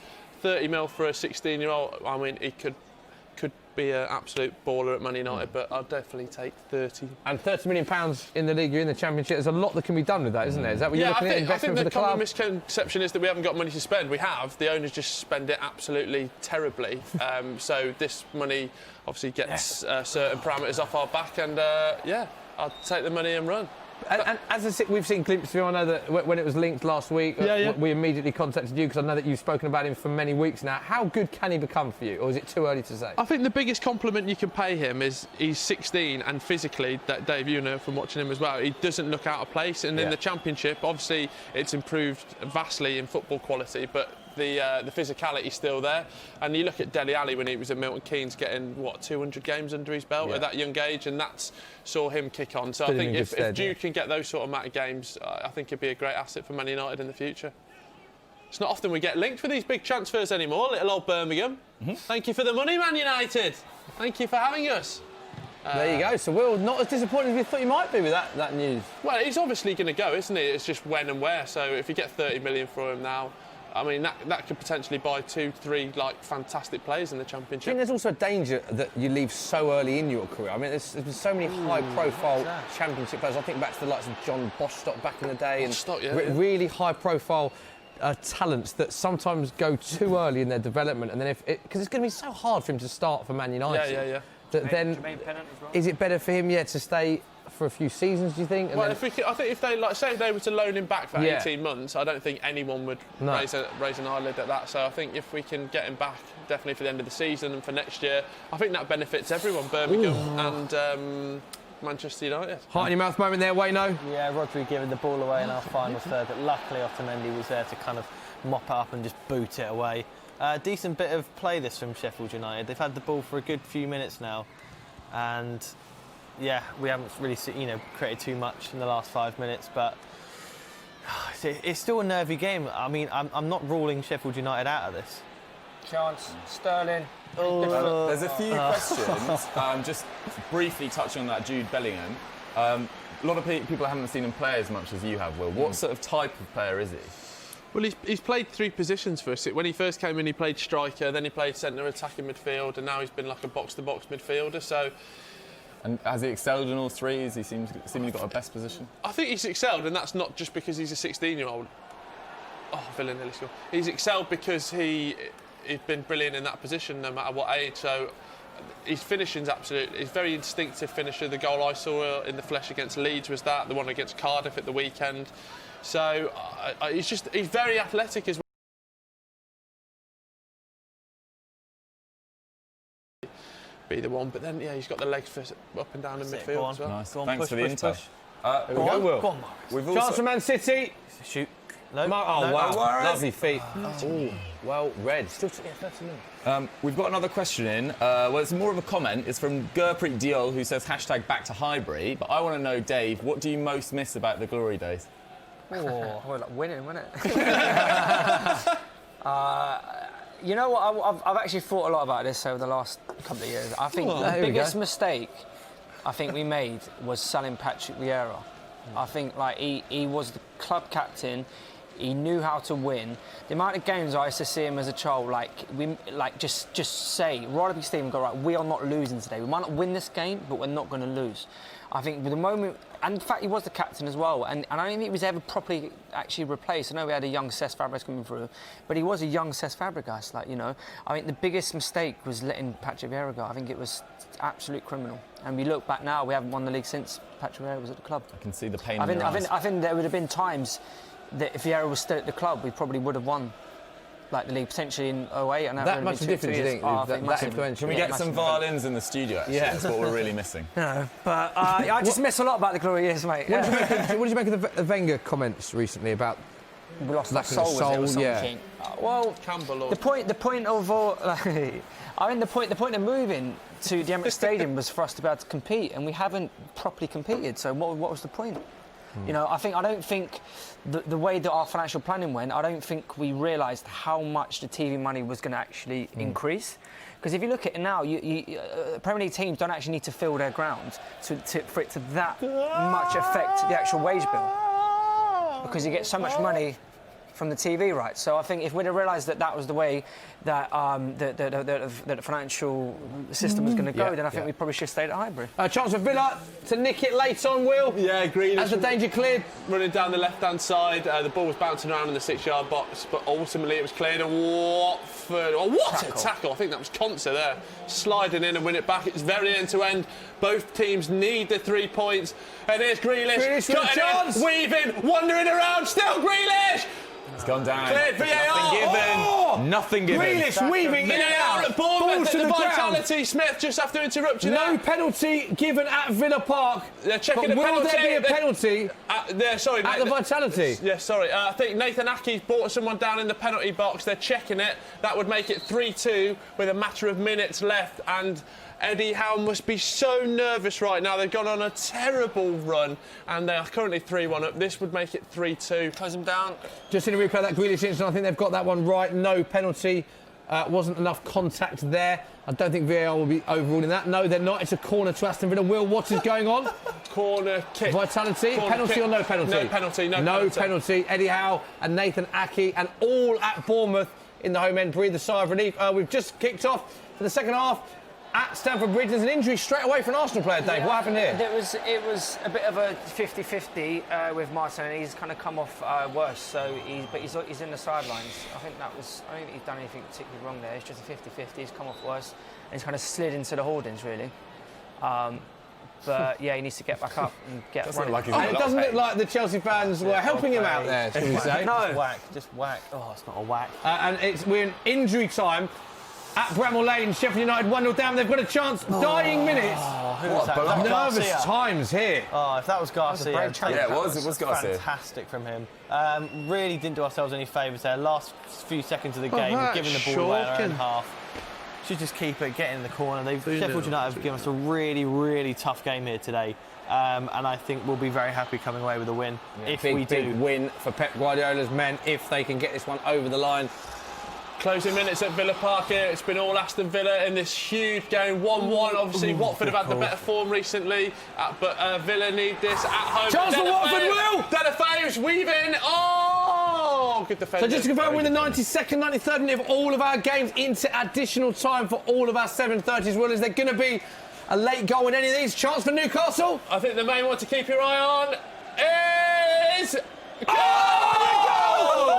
It's Aston Villa Lejeune, who famously said in a programme, actually I can't get into that, Lejeune with an overhead kick. It's 2-1 now, game on down at Goodison Park. What a goal, bicycle kick, Will. I want to ride my bicycle, I want to ride it now. Clinton Morrison obviously said he scored against Exeter with one of those. He will love this. It's a shame if that's just a consolation, because you want to be wheeling away in celebration with a goal. Nice. But yes, wheeling away, bicycle works on 2 levels, but it looks like it will be in vain, because there's only a minute left in that.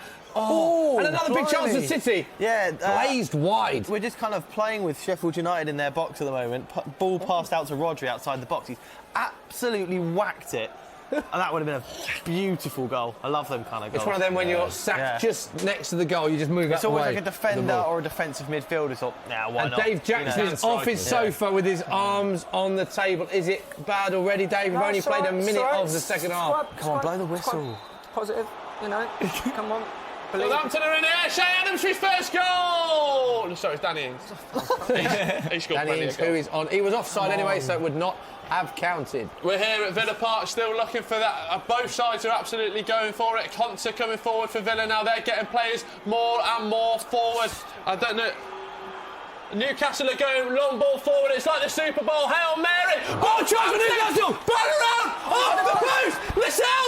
Turn around. Burton. Off the line. He's blown up. Oh, give it up. He's giving it. It's gone. He's giving it. The goal is going in the dying position. Will, what? It was 2. It was 2-0 Everton with a matter of minutes to go. Bicycle kick at 2-1. We thought it was in vain. It wasn't in vain because Newcastle have equalised. It is 2-2. Goodness me! Will is behind the line. Look at Jordan Pickford. He is fuming with the Everton defenders. If you're a goalie, don't stand behind the line. Day 1 in goalie school. The ball's bouncing around. Thank God for goal line technology, because Lejeune's bicycle means everything. Now, I don't know who scored it. It was back in. It was recycled. It was put back out, and then it was put in. I love a scramble. I love a late goal. I love the football social. Yes, so it's Everton 2, Newcastle 0. It's now Everton 2, Newcastle 2. 2 goals in injury time. Are we going to see more late drama, Will Brazier? Yes, please. At Watford, they're down the other end. I think they're trying to hold on to a point. They're recycling it. They're going backwards. Game over. Anyhow, the streak is over. They've got 3 points, and what a vital 3 points down at the Vitality. These are the scenes at Bournemouth. It finishes Bournemouth 3, Brighton 1. Goals from Harry Wilson, Pascal Gross with an own goal, and Callum Wilson finally getting back on the score sheet. A consolation for Aaron Moy, but all 3 points go to the home side. Look at what it means to these players. Callum Wilson is on the ground. Look at that. Laughing, cheering. It's a big, big 3 points, but will that be enough come the end of the season? Can it be the start of something special at Bournemouth? Can they survive the drop? Wow. At Southampton as well, and at Goodison Park. Wow. Yeah, a couple more full times to bring you. These are the scenes. This is Goodison Park. What a game we witnessed at Goodison Park. Moise Keane, 30th minute. Dominic Calvert-Lewin, 54th minute. It was 2-0 Everton in the 94th minute, Dave Jackson. Unbelievable. Lejeune scored both goals. One in the 94th, a bicycle kicked, and one in the 95th minute. I'll repeat, it was 2-0 Everton in the 94th minute. And there's been another late goal. Will Brazier! Unbelievable! Haji, Parker and Zach are my 3 best friends who support Aston Villa. They're there. They'll be bouncing. Dean Smith still doesn't look very happy considering he's just scored a last-minute winner. But, Villa, 2-1. The whole end is rising, and they have got 3 points, 3 crucial points. It was Conte with the goal. I just waited to see what it was. Here we go, the replay. Pepe Reina, long ball forward. Watford need to clear it. Ball's bouncing around. Tyrone Mings comes back, deflected, top bins, and Villa have done it. And the scenes at Villa Park, the fans are going wild. We thought we'd seen a quota of injury time goals at Goodison Park. We were wrong. Injury time winner. Look at that home end. Dean Smith, John Terry going absolutely crazy in the dugout. They know that is a big 3 points, a 6-pointer at the bottom of the table, and Aston Villa in the 95th minute look to have stolen all 3 points. The knee slide from Konza into the corner flag, and surely the whistle is going to go any minute. Full-time scenes at Crystal Palace. We can bring you the scenes right now.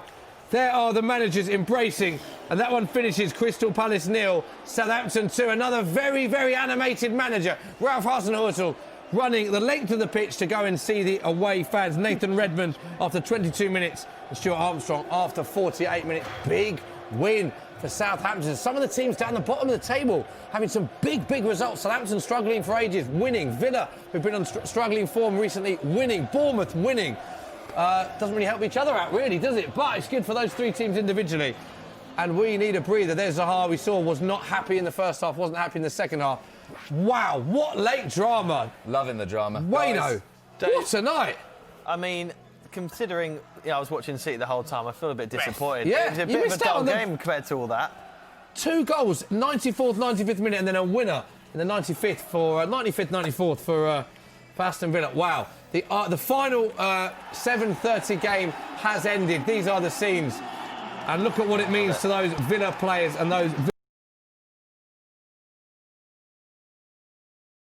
Watford the lead in the 38th minute. Douglas Luiz on the 68th minute, and then Konza in the 95th minute. We saw 2 95th minute goals.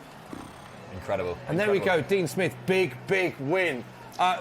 Doogie, we've got to go to your socials. What are people saying? There must be some delighted fans. There's a lot of delighted fans, but I just wanted to bring up some stats. So Newcastle have now gone above Arsenal in the table. Arsenal are 13th as it stands. We are 53 minutes in, and Arsenal are still yet to have a shot against Chelsea, who have had 10 versus 3.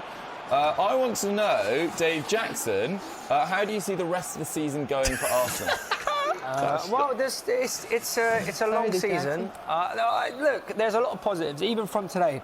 All right, we went 1-0 down. Is that a positive? We were 1-0 down to 10 men. In previous seasons, they would have all been a couple down. So that hasn't happened as of yet. There's a bit more fight about them. There's a bit more shape. They kind of know where they're supposed to be playing.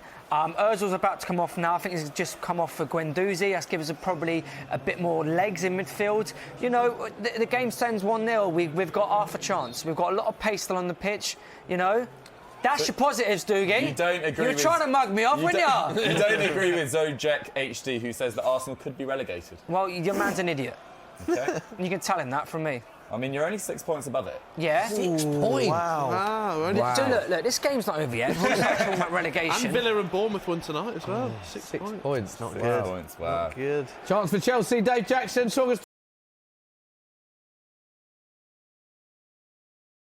Got very good shape. The free header! Oh! The Canny West, that. Oh, yeah. Doogie, let's go back to the comments. I mean, let's take what people are thinking. Maybe statements, comments, some. I mean, yes. late drama. Dan Haynes wants to know: is the Newcastle comeback the greatest in the Premier League ever? To snatch a draw 2-2, probably not. They do like a comeback, though, don't they? The 4-4 Newcastle, which was against Arsenal. Dave Jackson. Cheers, mate. They do like a comeback, Newcastle. They do indeed. Brandon Sedge wants to know: who would you rather, Phil Jones or Mustafi? I assume that's in a football sense. Jacko, who would you rather? It would definitely be Phil Jones. I don't think you guys understand how bad. I don't understand how he's still at the club. Okay. He is absolutely atrocious. Yeah. Charge for Lacazette? No. For those wondering on the stream why Will Brazier slumped into his chair, there's another goal to bring you, Will. Go on, give us the update. Middlesbrough have equalised against Birmingham City. Great news. There we go. Ole, ole, ole. Big goal for Jonathan Woodgate and Robbie Keane. Men there. Dougie, let's go back to you. What else are people saying? Yeah, it's all Arsenal at the moment, really. A2L said that they've heard that Aubameyang could go to Barcelona on loan this season. That was a rumour that was spreading around today. What kind of nonsense is this? Do you think it's... Stupid. You don't think it's going to happen then? Definitely not on loan. If they're going to be selling, they're going to sell him, right? They're going to go on loan, is it? That's the benefit of nobody. Okay. Not even a Bemian?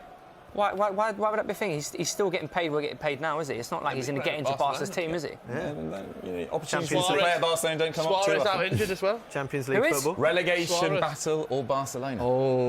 Great tapas down. Yeah. Barrett's Bodega, fantastic tapas joint if you ever get the Why don't we chance. take the social to Barcelona? That'd be much Yes, better. That would be great. Social away. Charlie's had an absolute blinder. Guys, Dog Beast, we were talking a little bit about Barcelona. We've got to talk a little bit about the Champions League. Who do we see going the furthest of the English teams? Is it Liverpool potentially? Yeah. City, obviously Spurs have got a tough clash against Leipzig. How do you think that's going to go, Smithy? Yeah, by the way, the reason why we'll cheer because we are keeping across Middlesbrough against Birmingham, which is another live Sky game. So the only games that are currently going on are Chelsea, Arsenal and Middlesbrough against Birmingham. Corner for Middlesbrough, Will. And it is clear. Yeah, Champions League, let's talk about it. I think Chelsea got a tough tie there. You guys with Real Madrid as well. Yeah, I mean, it's not easy. I do think Liverpool have the best chance because they're just suited for the Champions League. They really are. Yeah, obviously it's easy saying that as they've just won it. But if it's not them, it's City. But Real Madrid, although they have dipped, they've come back. They've come back strong, and they're really not an easy side to chance for Chelsea, play, especially this time in the season. Yeah. I think they've now got the best defence in Spain, which is pretty rare for Real Madrid, so fair play to them. Rare for Zidane as well. Jake Beasley wants to know, Pep or Klopp? That's maybe for the neutrals. Ooh. Yeah. What do you guys reckon? For goodness Dave, sake. do you want If you ask me who I would prefer just because of their style and what me as a fan, I would prefer Klopp. I want someone who's going to make me want to go to the ground. Don't get me wrong, Pep plays some absolutely phenomenal football, so there is that element as well. But just in terms of that feeling when you're at a live football ground, I absolutely love that. Got the passion that Klopp brings. So for me, it would be Klopp. It's just interestingly, there's been a change. That Villa goal was given to Tyrone Mings because of the deflection. I don't think Villa will care. It was I think it hit his bum. Yeah, it was on the floor. Who gets given? I think we're looking at the post-match interview and their players are having a laugh about it now because it was just wicked deflection off him, but because it did get the last touch off him, it is a Tyrone Mings goal, winning goal. But Villa won't care. It's all 3 points. Pep or Klopp? Will, what do you think? It's a tough one. I like what you're saying there, Dave. I think if you'd asked a lot of fans this last year, a huge percentage would have said Pep. I think if you ask this question again in 3 or 4 years, it would be a lot closer because of what Klopp... Oh! Yes! Go, Will Fraser! Oh, it's kicking off on the sideline! Will, tell us what's going on! What game? Oh my God, it's absolutely... The Royal Rumble's on this Sunday, but you can get it now down at the Riverside. It's absolutely booting off. All the sidelines are out. I think Middlesbrough wanted it kicked out of play. Ball at the back post, but we don't play to fair play rules. We are Birmingham City, my boys. Lucas Jukovic with the goal. There's a player down. So there's an injured to a Middlesbrough player. This is what they're complaining about. Still down. Yeah, the ball's not played out. Birmingham score from it. I think what we've said in the as far as Smithy, you'll know better than me, that it's down to the referee's discretion, isn't it now? If he doesn't blow up, you play on. We've played on and we've scored. Here is the replay. Now talk us through this for the millions of Birmingham fans watching, Will. Pedersen's put a tackle in. Bellingham's come across, maybe in his last game. He's marched forward.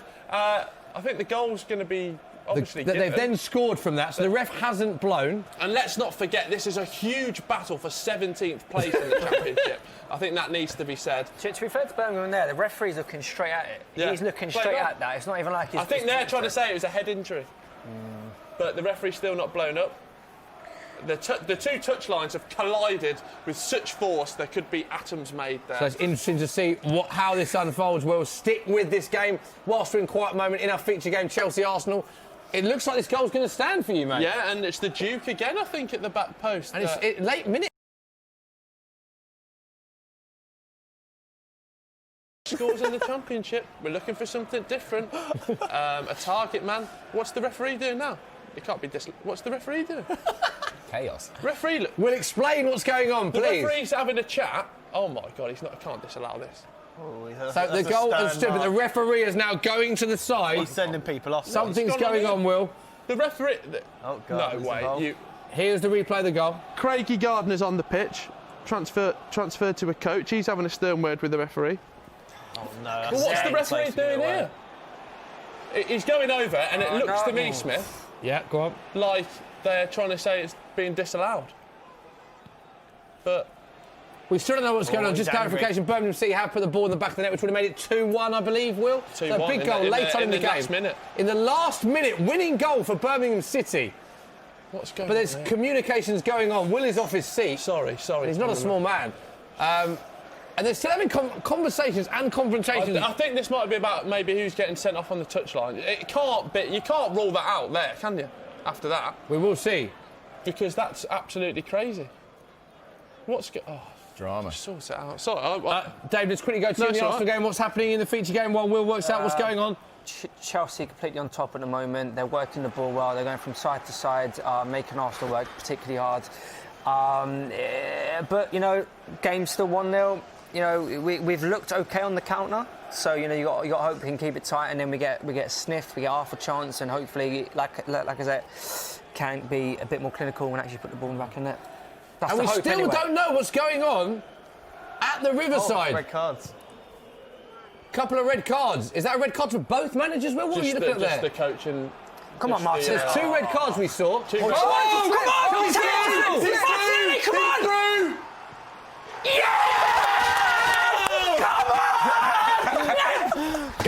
on! The camera's over there. Goal for Arsenal, Dave! Get in!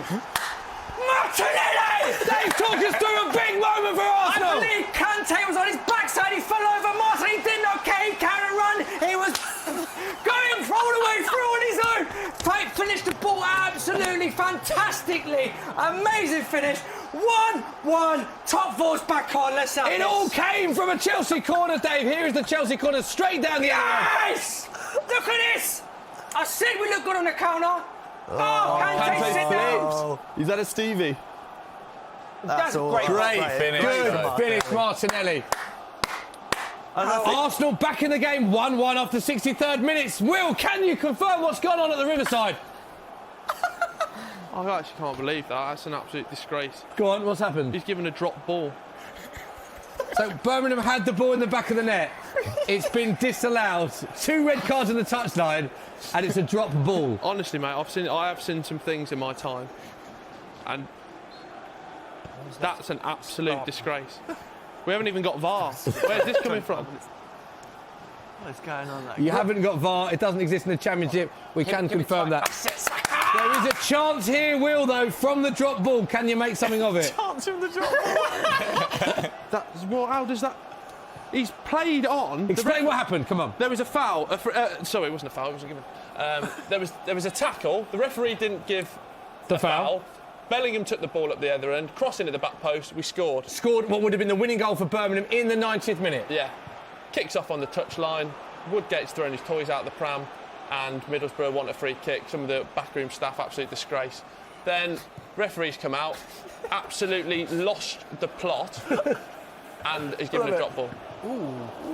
I mean, Smith, if it was VAR, fine, because I could understand. So your issue is the ref's changed his mind. Is that what you think's happened? Oh my God, we nearly scored. Birmingham nearly scored again. Birmingham so nearly scored a winner. I mean, imagine Middlesbrough go down the other end and What score. they done here? What are they messing about? Wow. What a great finish that was from Martinelli. This is, what a long throw this is. Look at this. Really That scored. Martinelli finish I can bring you was Arsenal's first shot of the Cheers, game. Dukes. Cheers, mate. And the away end have found their voice, Dave. Oh, we've been singing, buddy. We've been singing. I mean, we didn't have sound up in the studio, so there's no way of knowing that. But you can hear it now, Dave. And I've got to say, the Dave Jackson celebrations are something like we've never seen before. No doubt that is being clipped up. Good. Come on, just blow the whistle now. Come So on. 65 minutes left. Sorry, 65 minutes gone, should I say. Can you see Arsenal getting something now, potentially getting a winner? Oh, if we get a draw, it would be an absolute, fantastic result. Absolutely phenomenal result if we can nick a draw here. Yeah, the comments are flying in. Let's go to you, Duke. Gadget Master says, come on, Chelsea. Vidua Aurora says, Mustafi got the assist for Martinelli's goal. Ranit Frank says, Chelsea, take that. Martinelli again, man. This is what Arsenal is all about. But what I want to know, Jacko, is Martinelli the most impressive breakthrough player of the season?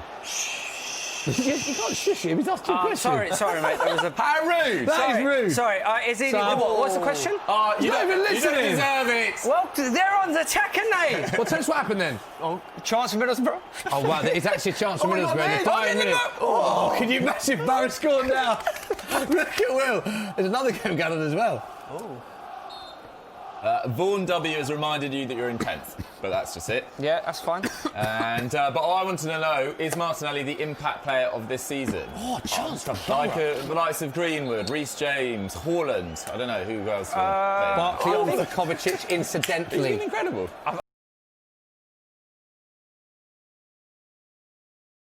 Beginning of the season, it was in like the Europa League. He came on, he got goals. He got a very important goal for Arsenal away at West Ham back in December, and obviously tonight he's taken his chance fantastically. So I think he's been absolutely phenomenal. Is he the best breakthrough star? I think you're looking at a breakthrough star. You've probably got to say the Man United goalkeeper on loan at Sheffield United. I think he's been absolutely fantastic because he's been so consistent as well. He did have a good season last season. I was talking about the Premier League. Was it in the Premier League? Yeah. No. But what I'm saying is, a good season, Championship, culminated him going to the under-21s, and he's a player that we knew about a lot about. Do you know what I like about Martinelli? And I've said this as a Spurs what have you done fan, here? very honestly, is that I feel as a young player, that's a really pressurised situation. If you're a fox in the box, you get a chance where you don't overthink it. Yeah. That is the sign of a really good, composed striker. Because a lot of strikers say when you're through on goal and you've got that much time, it's the overthinking of it can actually work against you. And the composure that he showed there, the maturity beyond his years, I think he's a top player. I tell you what's... this is not me trying to have a little go at Man United, but he was on trial at Man United and they said he wasn't good enough. And the fact we only paid, what was it, £6.5 million? Like, I think it's 6.5 million euros. It's just absolutely crazy in this market. Dave, interestingly, with Sky Bet now, you can get 10-1 on Arsenal to win this match. It's only 1-1, 22 minutes left, 10-1. If you fancy that, with our friends at Sky Bet for Arsenal to win this match, don't forget you must be 18 plus. Full terms and conditions apply. Please gamble responsibly. So, interesting how this game suddenly turned now.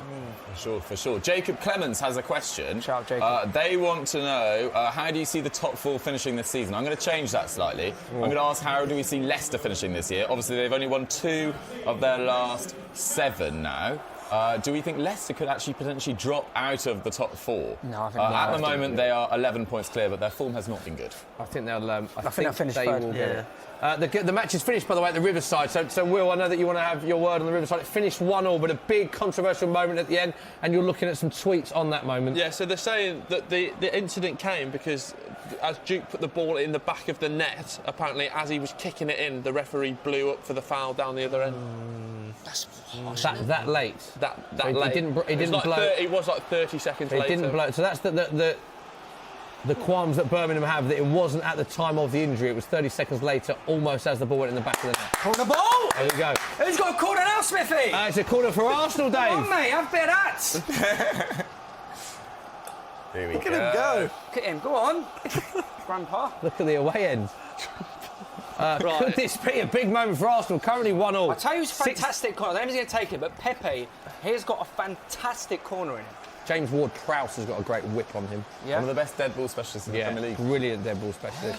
But here we go, Pepe, right by the away fans, cheering his name as he's going to whip this ball in. Straight on Mustafi, 70 minutes Redemption. on the clock. Are you ready? Mustafi. Go on, talk us through it, Dave. Pepe, put it in. Go on, flick on.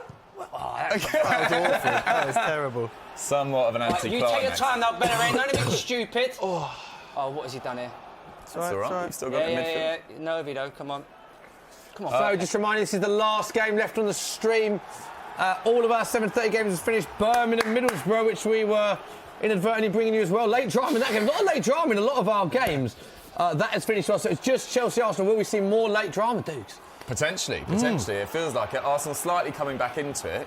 But I want to know, Ollie Coulson and myself are asking, we're actually doing a joint question this time.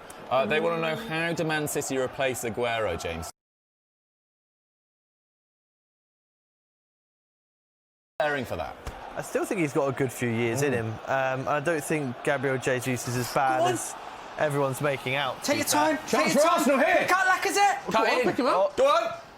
Oh, that's short. I think he leaves it to Saka there. Just leave it. David's got a lot more open this half, though. Arsenal really back into this game. It was all Chelsea first half, but you've had chances this half. I think the thing is, like, Chelsea have to win, right? So they're going to push a lot of bodies forward. So if we can be just a little bit more clinical like there, that was a half. Brilliant! It's offside. But is he though? Is he? The ball's in the back of the net. The flag is up. Let's get it checked. The flag was up immediately, so all the players stopped playing. So they're not going to overturn that. No. Did he whistle though? Look at the ref. Look at the ref. Look at the ref. Look at the ref. He's well off. He is miles offside. Good decision for the linesman. What's he changed then, Dave? Second half, because you think the longer it goes on, they'll get more tired with 10 men, but actually it's the opposite for Arsenal. Well, I think what we've done, as I said, like, you know, when you was asking me when it's still 1-0, like, we haven't crumbled today. There's been many occasions, particularly going out to 10 men, it would have been 2-3 and that's it, done, you're done. Yeah. Like, literally what happened in the Europa League final, because we conceded one, within 10 minutes of that, we're 3-0 down, the game's done. Whereas we didn't today. Like, Mustafi's done well. Mustafi's done well. Granit Xhaka's done well. Oh no, come on, nothing cheap like this. Good save, but no, made some good saves today. Yeah, Granit Xhaka's done well. He's gone back into defence. Yeah. And he's kind of like solidified us a little bit. So, and as I say, like we always look good in the corner. We've got a lot of pace still in the team. We get half a sniff now. I think you get better with 10 men. I know you only played the first like 26 minutes with 11, but you've genuinely been more up for it. You've been chasing balls better. It's him though. It's like Martinelli. The way he's chasing that ball there, he's fantastic. Like your passing's been slicker since. Hudson-Odoi down the outside. Talking about Martinelli's work rate after the City game, that Kevin De Bruyne was like, we set up in this way because we know that Arsenal's forwards don't chase back that much, except for Martinelli. So he was already singling him out as someone that works exceptionally hard on that forward. Klopp likes to work very highly as well, didn't he? You know, in the game in the Carabao Cup, he said he's a real like special talent. Great competition as well. Guys, we've got a question from Gracie Popsicle. It's quite a long one. Gracie wants to know. Liverpool obviously on track for 112 points as it stands. Are they, if they go? She wants to know who's your favourite Premier League team ever, and whether Liverpool would go into your reckoning. I'm obviously guessing, James, it probably wouldn't be. They would be in my reckoning, yes, but I'm obviously biased towards City. I mean, if you're going to get 112, obviously, you know, they have to win every single game from here on in, but if you've won 112 points, you can't discredit that. Yeah. Have they played the most entertaining football or doing it? I wouldn't say so, but they have been the most efficient team of getting results, and, you know, to have the cliche, football's a results-based business. 100%. And just quickly, because Gracie will want to know, which was your favourite City team? 2012, 2018, 2019? I'd say for fun, 2012, but for just football brilliance, probably the 100-point season. Absolutely phenomenal. Absolutely. Yeah, what an amazing problem.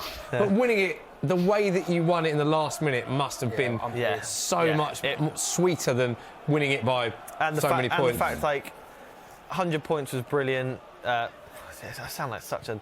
having 100 points is a fantastic achievement, but pipping your rivals in the last second, when they thought they've won because their match finished the minute before. Fans are giving it what for. There will be absolutely nothing that I beats think there's it. a difference between looking at which is the best, most entertaining Premier League team and the best achievement. Because if you look at the greatest teams, you've got the Arsenal Invincibles, City's 100 points. Chelsea, Jose's Chelsea that conceded 15 goals, whatever it was, and Man United treble. Now, I firmly believe that the treble is by far and away the biggest achievement of that. To win the Champions League, the FA Cup, and the league in one season is by far and away the best achievement. So whilst I might not think they're the most entertaining team, because Man City, on the eye when they got 100 points, played amazing football, for me, that treble-winning team is the greatest achievement in Premier League history. And I think now we have to wait for the Champions League final for like a month, so players rest and it becomes a bigger thing. It was like they beat Spurs at home. A week later they won the FA Cup final, and then 4 days later they won the Champions League. It was incredible, wasn't it? Like and all of them were so close as well. Yeah. Found a way to get over the line. Jacko, who's your favourite ever non-Arsenal Premier League team? The Man City 2012, was it? When Aguero. Could you enjoy that, Dave? I was actually watching because Arsenal hadn't secured top 4 at that stage. I was at Spurs that day. Arsenal played West Brom.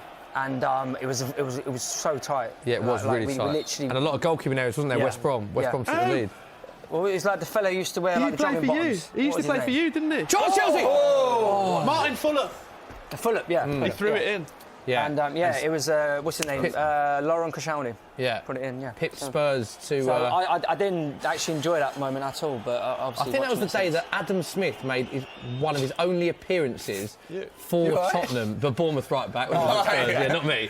And I remember being devastated because Arsenal pipped us, but the only crumb of comfort I had that day was the Spurs fan singing "There's only one Adam Smith." That is, I guess, for Spurs fan, that is the highlight of my day when someone with the same name as me is getting chanted, because that was a disappointing day. But yeah, I remember actually checking the phone afterwards because obviously at Tottenham and Arsenal, the concern was top four, and then someone saying, "Have you seen what's happened at Man City?" And then it was just pandemonium. Not realising how special that moment was at the time. But yeah, I think Liverpool certainly will be in that reckoning. Guys, question from Deng Dennis Dirt. No joke. Deng Dennis Dirt wants to know, Jacko, how disappointed will you be if that invincible season goes this year? You know what? Does it matter to you? It does 100% matter. You know, and the main reason is, I think it's a massive part of Arsene Wenger's legacy, and I think if that goes, not that anything he's ever done is going to be diminished in my eyes, but that was the real kind of like thing that his Arsenal team did. I know they were the first to do it in the Premier League, etc. It's his thing. It's his. Come on, Laka, let's go, baby. It's a long way out. He's not. Have a dig. That's just rubbish. He's 70 yards out, by the way. Show a dig, mate. Show a dig. Charlie Adam did score from about... Was that at Stamford Bridge, that goal? Yeah. Was from about there. Straight to the other end, though, with Chelsea. He has to keep the ball better there, because now we're just back under the cosh. It's like... Come on, we've got to work hard. Work with your teammates. Got a message in from David. If you want to get your messages and questions in, make sure you comment in the comment section of the Soccer AM and Football Daily live streams. Also, make sure you subscribe to both channels. David Levy sends lots of love from Israel. He says, me and my mates hope Chelsea will win. Dave, we want to know, how has it been for the people not watching, who are following the stream, what's been happening in the last 10 minutes? Does it seem like Arsenal could nick a winner? There is that potential, because obviously you know, as I said when it was still 1-0, we do look dangerous on the counter attack, but we are definitely under the cosh here and we're under a lot of pressure. But at the moment we're standing firm. Ball whipped in now for Chelsea from a corner. We've got to get up to him quicker than that. But it's Ross Barkley. I'm not going to regret saying that. Batshuayi on for Willian, Dave. Yeah, I feel like Chelsea needs to up the tempo a bit. It's as much as we've definitely been under the cosh, it's not been as nervous as it should be from Arsenal. Lampard will be disappointed with the points, surely, Massively. given the circumstances of a penalty was his goal and a red card. What's a save? I have to say, Bernd Leno's made some big saves. Some good goalkeeping performances tonight. We spoke about Ramsdale earlier. Leno as well. Aside, without this season, we would be in a relegation battle. That's fantastic. 100%. Arsenal in a relegation battle without Bernd Leno. The amount of points that he has actually won us is actually ridiculous. Guys, question in from JB. He says, obviously, there's been a lot of new managers in the Premier League. Here he is, here's Rob. We need to pause because a man that Dave described as the greatest ever Arsenal player, Rob Holding, is coming on, Dave. That was not my statement. I said that he is definitely one for the future, a player we can build a defence around, and is a player I would like to see, because of the fact he'll probably be here for a long time, he could actually make I was joking. Who's coming off, Dave? Pepe, he's done well. He's done well. He's put himself about. He's walking off and the ref's telling him to speed up as well. Well, the ref, with double jeopardy, he can 902 on, mate. Yeah. Careful. So come on, Pepe, take your time, get the air in. Rob, don't do anything stupid. You just come out from injury, you know. Said it now. Rosette, out. Just get the ball out. 10 minutes left. Chelsea 1, Arsenal 1. Our final game on the stream. Keep your questions coming in. Get your predictions in as well. I want to get some predictions, dude. What people think is going to happen. We've seen so much late drama so far. Will we see one tonight? Was that Rob? Was that Rob? Of course it was. It was Rob Holding. You know what I mean? Captain organising. You love it. Better than Cannavaro, Rob Holding, you know. Well, Cannavaro, who won the Ballon d'Or. Yeah. Holding could still win a Ballon d'Or. Yeah. Emerson with the corner whipped in. Chelsea's corners have been terrible today. Oh, that's a knock. Come on, switch it. Turn inside. He's so good. Even there, that's such smart play. Yeah. That is such smart play. Unlucky. There's quite a few people agreeing with you that Leno's been Arsenal's best player.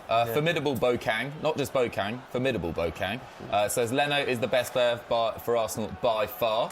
Albo Paul, though, says Dave is mean. Not quite sure why. And quite a few people, Delroy Giffen and Uswais Ismail, all say 2-1. Both say it's 2-1 to Arsenal. Come on. Even. Raptix wants to know, though, Dave, with a big summer, assuming you get all your targets, where can Arsenal realistically finish next year, considering your current position of 10th?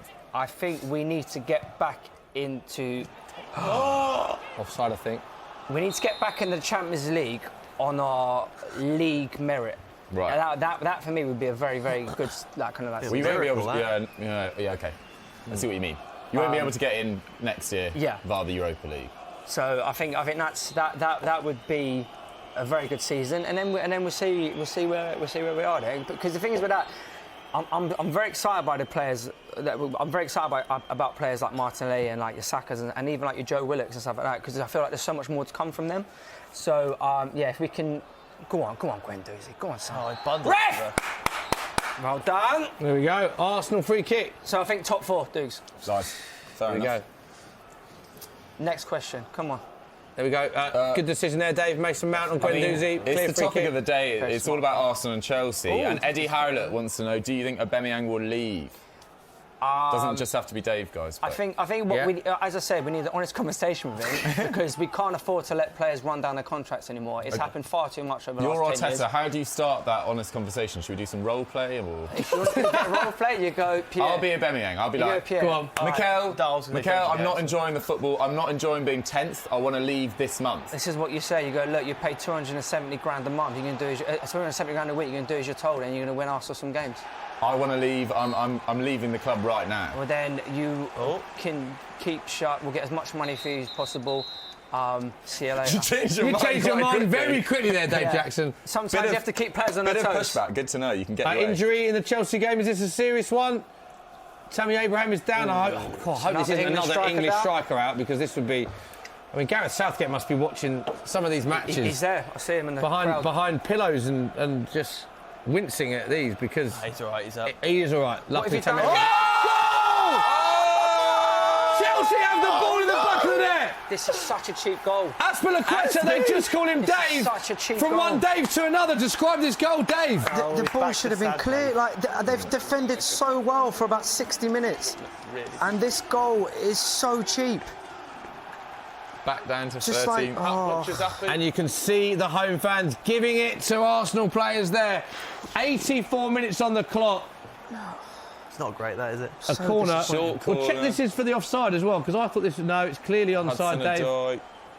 Whipped in. Oh, it's poor. No marking. Is that holding? Aspilicueta. Is that holding? It's a cheap goal to concede, Dave, isn't it? Holding's gone to sleep. I'm sorry to say, it's holding. He's lost his man. Trying to find the armband on the floor. Dave, thoughts, your face is a picture. I am told that camera does have capabilities to zoom even further in on Dave's expression. There we go. Dave, penny for your thoughts? That is just 13th in one picture, I think. Go on. Unlucky for Big wins for Bournemouth and Villa, Dave. Obviously, they're breathing down your necks now. It's still the close-up, look. 6 points above relegation. You look shattered, Dave, don't you? You look like you've lived through. I've been here since 9 o'clock. We go out on a great day, don't we? 5 minutes on the clock. Can Arsenal salvage anything? Do you think Chelsea... He's down. I'll kick the Do you know ball. what? This is actually a worry because... It's not a worry, I don't care. Who is that down? I believe. I think that is Tammy Abraham down. Now, if that's from the initial incident where he went into the hoardings, that might be a worry for Tammy Abraham. The ball has not been played out. He's overdone it. That was the referee at Birmingham. Dave, Chelsea have made all 3 subs, so if Tammy Abraham can't carry on, they would have to finish the game with 10 men. Good. Well, I mean, we hope he's all right. No. You're so sassy. Wow. No. Wow. Well in. We can't quite see because he's down the other end of the pitch, and Arsenal are on the attack here. Chelsea could have kicked it out, though. Yeah, they could have. Ref! Careful. Did he win it? So we're in the 85th minute, just approaching the 86th minute. The ball is lumpfield. Tammy Abraham is up, but he's clearly limping. Tammy Abraham is limping. Chelsea made all of their substitutions. He didn't do himself a proper And we just saw Frank Lampard and Jody Morris on the touchline. He needs to get a striker on. They can't. They can't. They've Arsenal. made all of their subs. Dave, you can get 15 to 2 with our friends at Sky Bet for the draw. Once again, you must be 18 plus, full terms and conditions apply. But 15 to 2 is the draw with Sky Bet. Please gamble responsibly. Can Arsenal nick a point here, Dave? They can. They can. They could. Get everyone in. Bella in. Edge of the box.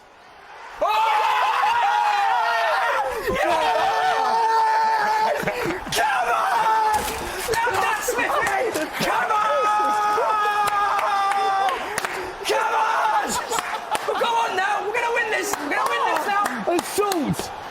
You've been winding me up all day, don't do this! Get out! You were calling for him to come off. Hang on a minute, you just threw a packet of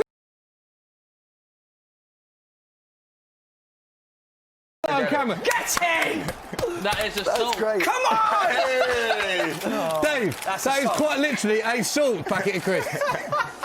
By the way, do you know I want? A draw for Tottenham. So don't make out I don't want a draw. It's the best result for Spurs. I did not deserve a packet of crisps to balance off my nuts. Strike that Finish. You're going to apologise? I apologise, Adam Smith.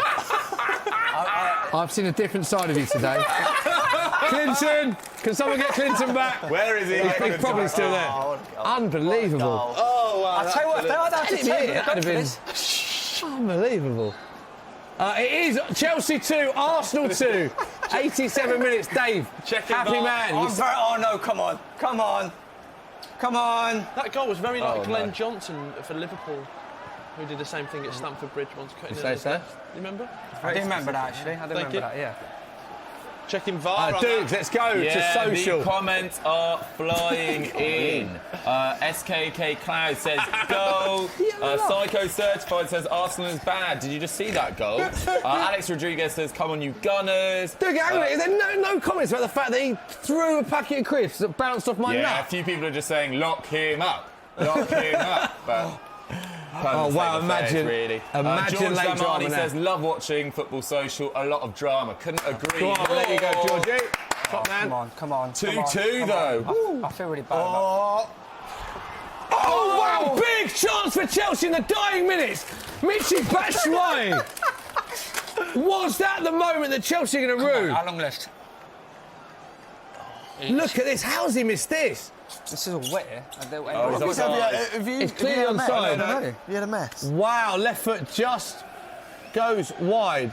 Did he take a little nick off the defender? Michy Batshuayi, big chance. He knows I would like to that. publicly apologise to Adam Smith for throwing the Chris at him. Checking Do you know VAR what? actually. Apparently none of the Chris actually hit. Just getting word. It's a good job I like you. Oh, I'm sorry. Currently in review. One thing this show does give you is raw emotion, and we always see it when Dave's on the show when Arsenal are playing. Come on. Yeah. We will be giving you Scorpion more on XX Chris King Gate says later. Chelsea are still better. Deroy Kiffin says we just can't win at home. Obviously they drop points. Is this a serious issue for Chelsea, do we think? Wayno, is this a serious issue for Chelsea at their home form? Oh, of course. I don't know when the last time they won there, to be fair. It's something that Chelsea were known for, their home record, their absolutely rock-solid home record. And it's something they've been very proud of for a long time, so... Great game. Yeah, the time Substitution, Dave, for Arsenal. Yeah, it's We're in the 89th minute, 55 seconds, so approaching the 90th. Just having to replay these goals. This is a lovely finish from finish, Martinelli. So in the last 2 months, Chelsea have dropped points to West Ham, still over Bournemouth, yet. Southampton, and it looks like Arsenal at home. Martinelli. So Martinelli's off, Dave? Yeah, he's running socks off. Is it Joe Willock on? Yeah, Joe Willock. He's Yeah, there he is. absolutely running socks off here. You can't ask of any more. Who would you have Arsenal's man of the match? A few people saying Bernd Leno in the comments. Martinelli's played well. Any other names you chuck in the mixer? It's hard to see past Martinelli, to be honest, because even when it was 1-0 to Chelsea, he was the one who was trying. He was pestering. He was in and around Chelsea's defence. But obviously, massive savings from Bernd Leno, because without them, the game's done. So.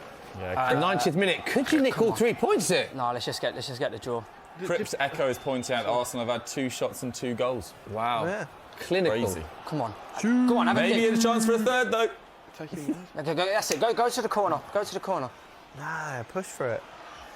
Corner. Boo. Well done. Ref! Not given. Wow. Arsenal opinion for a free kick not given. Still have possession of the ball though as it goes out of play. It's a red throw for Arsenal. Come on, how long's left? How many minutes added to... 91 minutes gone. 91 minutes and 20 seconds on the clock. There are 4 additional minutes, Dave. How many? 4? 4. I'd like to remind Zach Jalab that a little wager made. What? A little wager with Zach Jalab where I had the win and the draw. You said something very different there. Yeah. Come on. Pappy Gilroy says wow. the Frank Lampard revolution is a myth. Arsenal TV just said Arsenal. Hazik Khan says, I'm an Arsenal fan and I admit it, all we do is draw. That's fine. We'll take a draw here down to 10 minutes. 3 minutes left. Interesting points there. For thrilling points. Oh, we're going to see so much late drama come on, in the Newcastle game, Aston Villa, Birmingham City game as well. Are we going to see the latest of late drama in this London derby at Stamford Bridge? This has been the most random show. Chelsea. Oh my God. I've said it once, I've said it twice, I've said it many times. It is a corner for Chelsea. Come on then, last bit of late drama then, boys. It just shows how tight the league, though. If they concede here, they'll go down to 13. I'm not sure. If Arsenal get another goal, they'll go above Spurs. Get it in. Wow. Oh my God, what a ball. Obviously, Spurs will have a game in hand tomorrow. Yeah. Who's Spurs playing tomorrow? Norwich, big game. And then people say... Hotspur Stadium. You going, Smith? I don't know yet, actually. Might be. Yeah, might be. You're going to take your crisps? Just thank God it wasn't a Twix, because if one of them's it. I wouldn't have thrown a Twix in. Replay, I just got carried away. Replay the goal there. Look what it means to Chelsea players. Distraught with that equaliser. Guys, question from Hen Hen, who wants to know What are these names? how's Tammy look today? A bit off the pace, if I'm being honest. He hasn't done anything wrong. We look injured in the last yeah. slip. Frustrated and injured, I'd say. You know, if we have the England debate, like if you're 1-on-1 going through a goal in the European Championship final. Kane. No, Ings or Abraham. Oh. I'd rather have Ings. Interesting point. Oh my gosh. One-on-one. Oh my gosh. Clear your lines. Come on. How long's left? Yeah, I know what you mean. It's 1-on-1. You know what I mean? Yeah, I know what you're coming round, at. I think Abraham's a better striker. Yeah.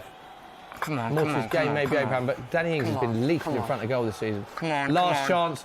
4 minutes additional time. It's the 93rd minute. 40 seconds on the clock. Oh, wow. And it is another corner for Arsenal. Jacko, I've got a Chelsea. question from Chelsea, Elias sorry. Williams, who wants to know how much do you think Arsenal can take from this game, having been If down we from drew, 10? this is an absolute phenomenal Being down to result. 10 men. Foundation block in it. Now, no, I think it wasn't a joke. this is the big turning point, yeah? Somebody take me serious. Turning point. Come on. Come on. Last one corner more for chance. Chelsea. Ball in. Whipped in. Knocked down. A ball! Yes! There we go. Dave Jackson buzzing with a draw. What a result! Great game of football. is Dave, massive. happy with that point. I'm over the moon, genuinely. Chelsea over the 2, moon. Arsenal 2. I said when it was 1-0, like we looked dangerous on the counter. If we could just keep it 1-0, I reckon we had half a chance. And they proved me right. Yeah? What a show. Can't wait Right, to see the lots best and bits. lots of people joining us on the live stream. We've seen 6 matches. We even brought you one from the Championship as well. The Birmingham Middlesbrough game. Goals galore. Late drama for Newcastle. 2 goals in the 94th and 95th minute. And a late win in the 95th minute for Aston Villa. We saw late goals in the London derby. Arsenal equalising. With minutes to spare, we saw Dave Jackson throwing a pint of crisps against my head. That was great, mate. Racket crisps. I can't think straight because I have a head injury. And we've down protocol. There we go. And VAR drama in some of the other games and a big win for Bournemouth. We'll wrap it up. What the games you saw? Goodness gracious, I mean, we thought it was coming to it. It was 2-0 to Everton in the 92nd minute. Lejeune scored an overhead kick. We didn't want it to go to waste. It didn't go to waste. Then all of a sudden he scored what was the greatest goal line scrambles of all time. They rescued a point. And then at Villa Park, it was I think it was the 95th minute. Long ball forward from Pepe Reina. And Konsa hits one off Tyrone Mings' backside, I think. And it goes in. Aston Villa get a huge 3 points. Southampton win 2-0 away at Crystal Palace. 2 screamers. Make sure you can check them out on the Sky Sports Football YouTube channel. And also there was another game which was at Bournemouth. They won 3-1 against Brighton. massive win for Eddie Howe. Really pleased for him. Keep the faith in Eddie Howe. He's a great striker. And Dave. Worrying signs this, though, because we already know Kane, big injury, out until April. Marcus Rashford, big injury, out for months as well. 2 serious injuries. We are watching live pictures of Tammy Abraham being carried off. As well. It's the Euros up in Shoulders smoke. like this. So he's got his arm round one physio and his other arm round. He's limping with his leg. I thought there was a few It's going to be tears England, there as well. Calvert-Lewin for England. So he's not being carried off on a stretcher, but carried off like that. You know what it is. Limping. So Tammy Abraham limping off the pitch. This is dreadful scenes. As England fans, this is not what we want to see, with injuries to Harry Kane and to Marcus Rashford. And now Tammy Abraham limping off. So we wish him well and hope it isn't Rob anything Holding. too serious. Amazing. Stop smiling about the injury. No, come on. I'm not laughing, but now the game's done. I want it to be fine, don't I? Yeah. But, during the game... Martinelli Arsenal fans going to the away end. This is... Oh, what an absolute Let's get her on the social. lovely, lovely scenes. Arsenal fans embracing their players. And Mikel Arteta looks fairly pleased with that. Dave Jackson describes it as a massive win for Arsenal, a point. Let's have a reminder of the results from all of today's games. Here we go. That's Will Crunch going into the results. Goals in every single match tonight. We were spoilt. Aston Villa 2, Watford 1. The story of the match, Troy Deeney giving Watford the lead after 38 minutes. Douglas Luiz from 68. And then Tyrone Mings, didn't know anything about it, deflected off him. 95th minute winner. The scenes at Villa Park. It's a huge 3 points in a 6-pointer at the bottom of the table. And another team near the bottom of the table that had to win, quite simply. They did do the business. Bournemouth 3, Brighton 1. Harry Wilson, Pascal Gross own goal, and Callum Wilson. Aaron Moy with a late consolation on the 81st minute. Crystal Palace 0. Southampton 2, big win for them. Nathan Redmond and Stuart Armstrong. And possibly the game of the day was Everton 2, Newcastle 2. Listen to this. Moise Keane, 30 minutes, made it 1-0. Dominic Calvert-Lewin, 54, made it 2-0. It was 2-0 to Everton in the 94th minute. Lejeune with 2 goals. One was a bicycle kick, 94th minute, and then one that went over the line in the 95th. Could you believe it? In a word, Will Brazier. No. Thank you, Will Brazier. Sheffield United 0, Man City 1. Big win for Wayno's men. Sergio Aguero, what a phenomenon he's been in the Premier League over the years. 73rd minute. And then it was Chelsea 2, Arsenal 2. Jorginho from the pen, Azpilicueta.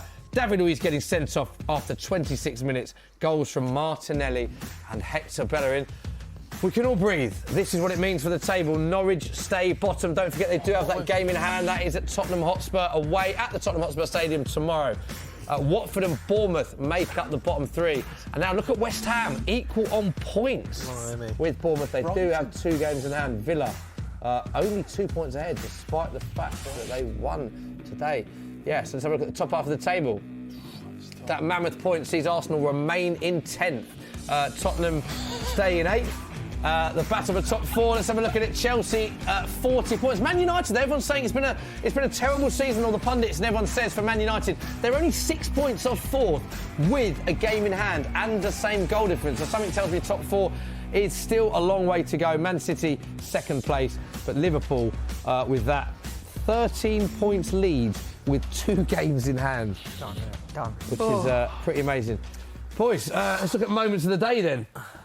Picking a moment. I mean, it's so much to dissect. Will, what was your... I mean, taking off any allegiances I have, that win for Villa in the last minute, for Konsa scoring a goal, well, Tyrone Mings scoring a goal in front of the whole end. A huge 3 points for them. So I think that. But Newcastle going in to stoppage time 2-0 down, I think that has to be up there as well. Yeah. You've got Konsa. We thought that massive moment, Konsa and Tyrone Mings for the winning goal late on. This was their reaction after the game. Can you just check that Esri Konsa winner, did it come off Tyrone Mings' foot at all? It did. Oh. And he's absolutely gutted. Not Tyrone's foot, the winner. Oh, I don't know about that. Whoever touches it last. Bang! You claiming it? You can, in real life, it's actually easier to see. So who they going to give that to? Well, me. I actually think if you didn't touch that probably would have went somewhere else, you know. That's usually how it works. Brilliant. Come on, let's do the interview then. Do you know what? I've got to say, it's one of my favourite post-match moments ever. It just sums up the raw emotion of the game. Scored the winner and then gutted it all. That's brilliant, isn't it? Even as a Blues fan, That's class, isn't it? Yeah, absolutely brilliant. That. No, it's brilliant, and I think Tyrone Mings is turning into a proper leader for Villa. Yeah. You saw when he was out for a month, their results went down the pan, and he came back, and he leads, especially back three, left and right of him. He brings them together, and they've grinded out a result there. Yeah, massive moment. Now I've got to say, probably my moment of the night, the 2 goals from Newcastle, because it was Villa's late one was great, but it was 2-0 in the 93rd, 94th minute. Bicycle. 2 goals, and you just saw the difference in emotion. You saw Pickford throwing the ball down, and the fact that it only just went over the line. We saw Lamela had a similar one that didn't quite go over the line. We saw this one did. I mean, real late drama, Dave. I suppose your moment would be the Arsenal game. Hector Bellerin's equaliser. Yeah. Fantastic. I'm so proud of him today. Because you said you wanted to sell him a minute. Who? No, I just said he needs to do more. and he's definitely not, because honestly, over the last last 5 or 6 years, that going down 1-0 and down 10 men, they would have crumbled and lost that by at least 2 or 3 goals, and they didn't do that. True. They stood strong, and I think they probably deserved the point. Okay, just final points before we off air. Wayno, touch on Man City as well. Good win against a good Sheffield United team. Good to see Laporte back, kind of, I wouldn't say commanding performance, but still, solid enough to warrant, the rest of the season playing well. So always nice to see him back playing well. So yeah, that's good enough for me. Yeah, and Doogie, lots of great questions and some interesting names as well. Fantastic names. Great job on the socials. socials. Getting in touch. Don't forget to subscribe to both channels. Yes, well said. Don't forget to like all the videos, subscribe to both channels. YouTube, Soccer M, Football Daily. Any more? Subscribe. Subscribe to all the channels. And we've got loads and loads of more football socials. They come thick and fast. Woo!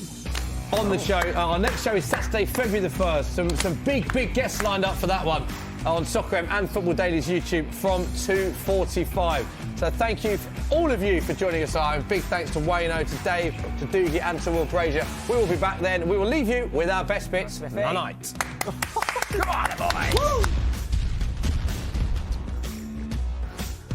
Yeah, I can't believe I did it. I was like 36. I can't believe I scored a bicycle kick. It was like, I was 36. It was an overhead kick, and I pulled my hamstring after that. Not from the overhead kick, from the celebration. Because I nearly ran out of the stadium because I hadn't scored in about 30 games, so I was just excited. I do remember that. Yeah. And he was messaging me the other night as well, Nathan Redmond. He was laughing at one of my suits I had. He said, don't you dare laugh at one of my suits. And now I said, I wished him good luck, but I didn't expect him to score against me. I'm not coming up. We used to get some other duties at Sky Sports as well. Always a pleasure. Thank you very much. Well done. And there's been a goal. Can you believe it? Substitution. Clinton Morris. I can't even react to it because I didn't see it. Goodbye, everyone. Can you replicate that down camera 3? Oh, yeah, that's good. Out. Goal! Another screamer! A Bobby Dazzler, if you will! Stuart Armstrong, hallelujah! Wolves can push. Go on, that's it! Goal for Man City! Oh, I'm so happy about that. If you're excited, yes, he's onside. It's Sergio Aguero came on. Relief. The goal is in the dying seconds of Goodison! Goal! Will, what? It was 2... It was 2-0 Everton with a matter of minutes to go. Bicycle kick at 2-1. We thought it was in vain. It wasn't in vain because Newcastle have equalised. It is 2-2. Yeah! Come on! Come on! The camera's over there. Goal for Arsenal, Dave. Get in! Martinelli! Dave, pennies for your thoughts? Bella into Head to the box. Oh!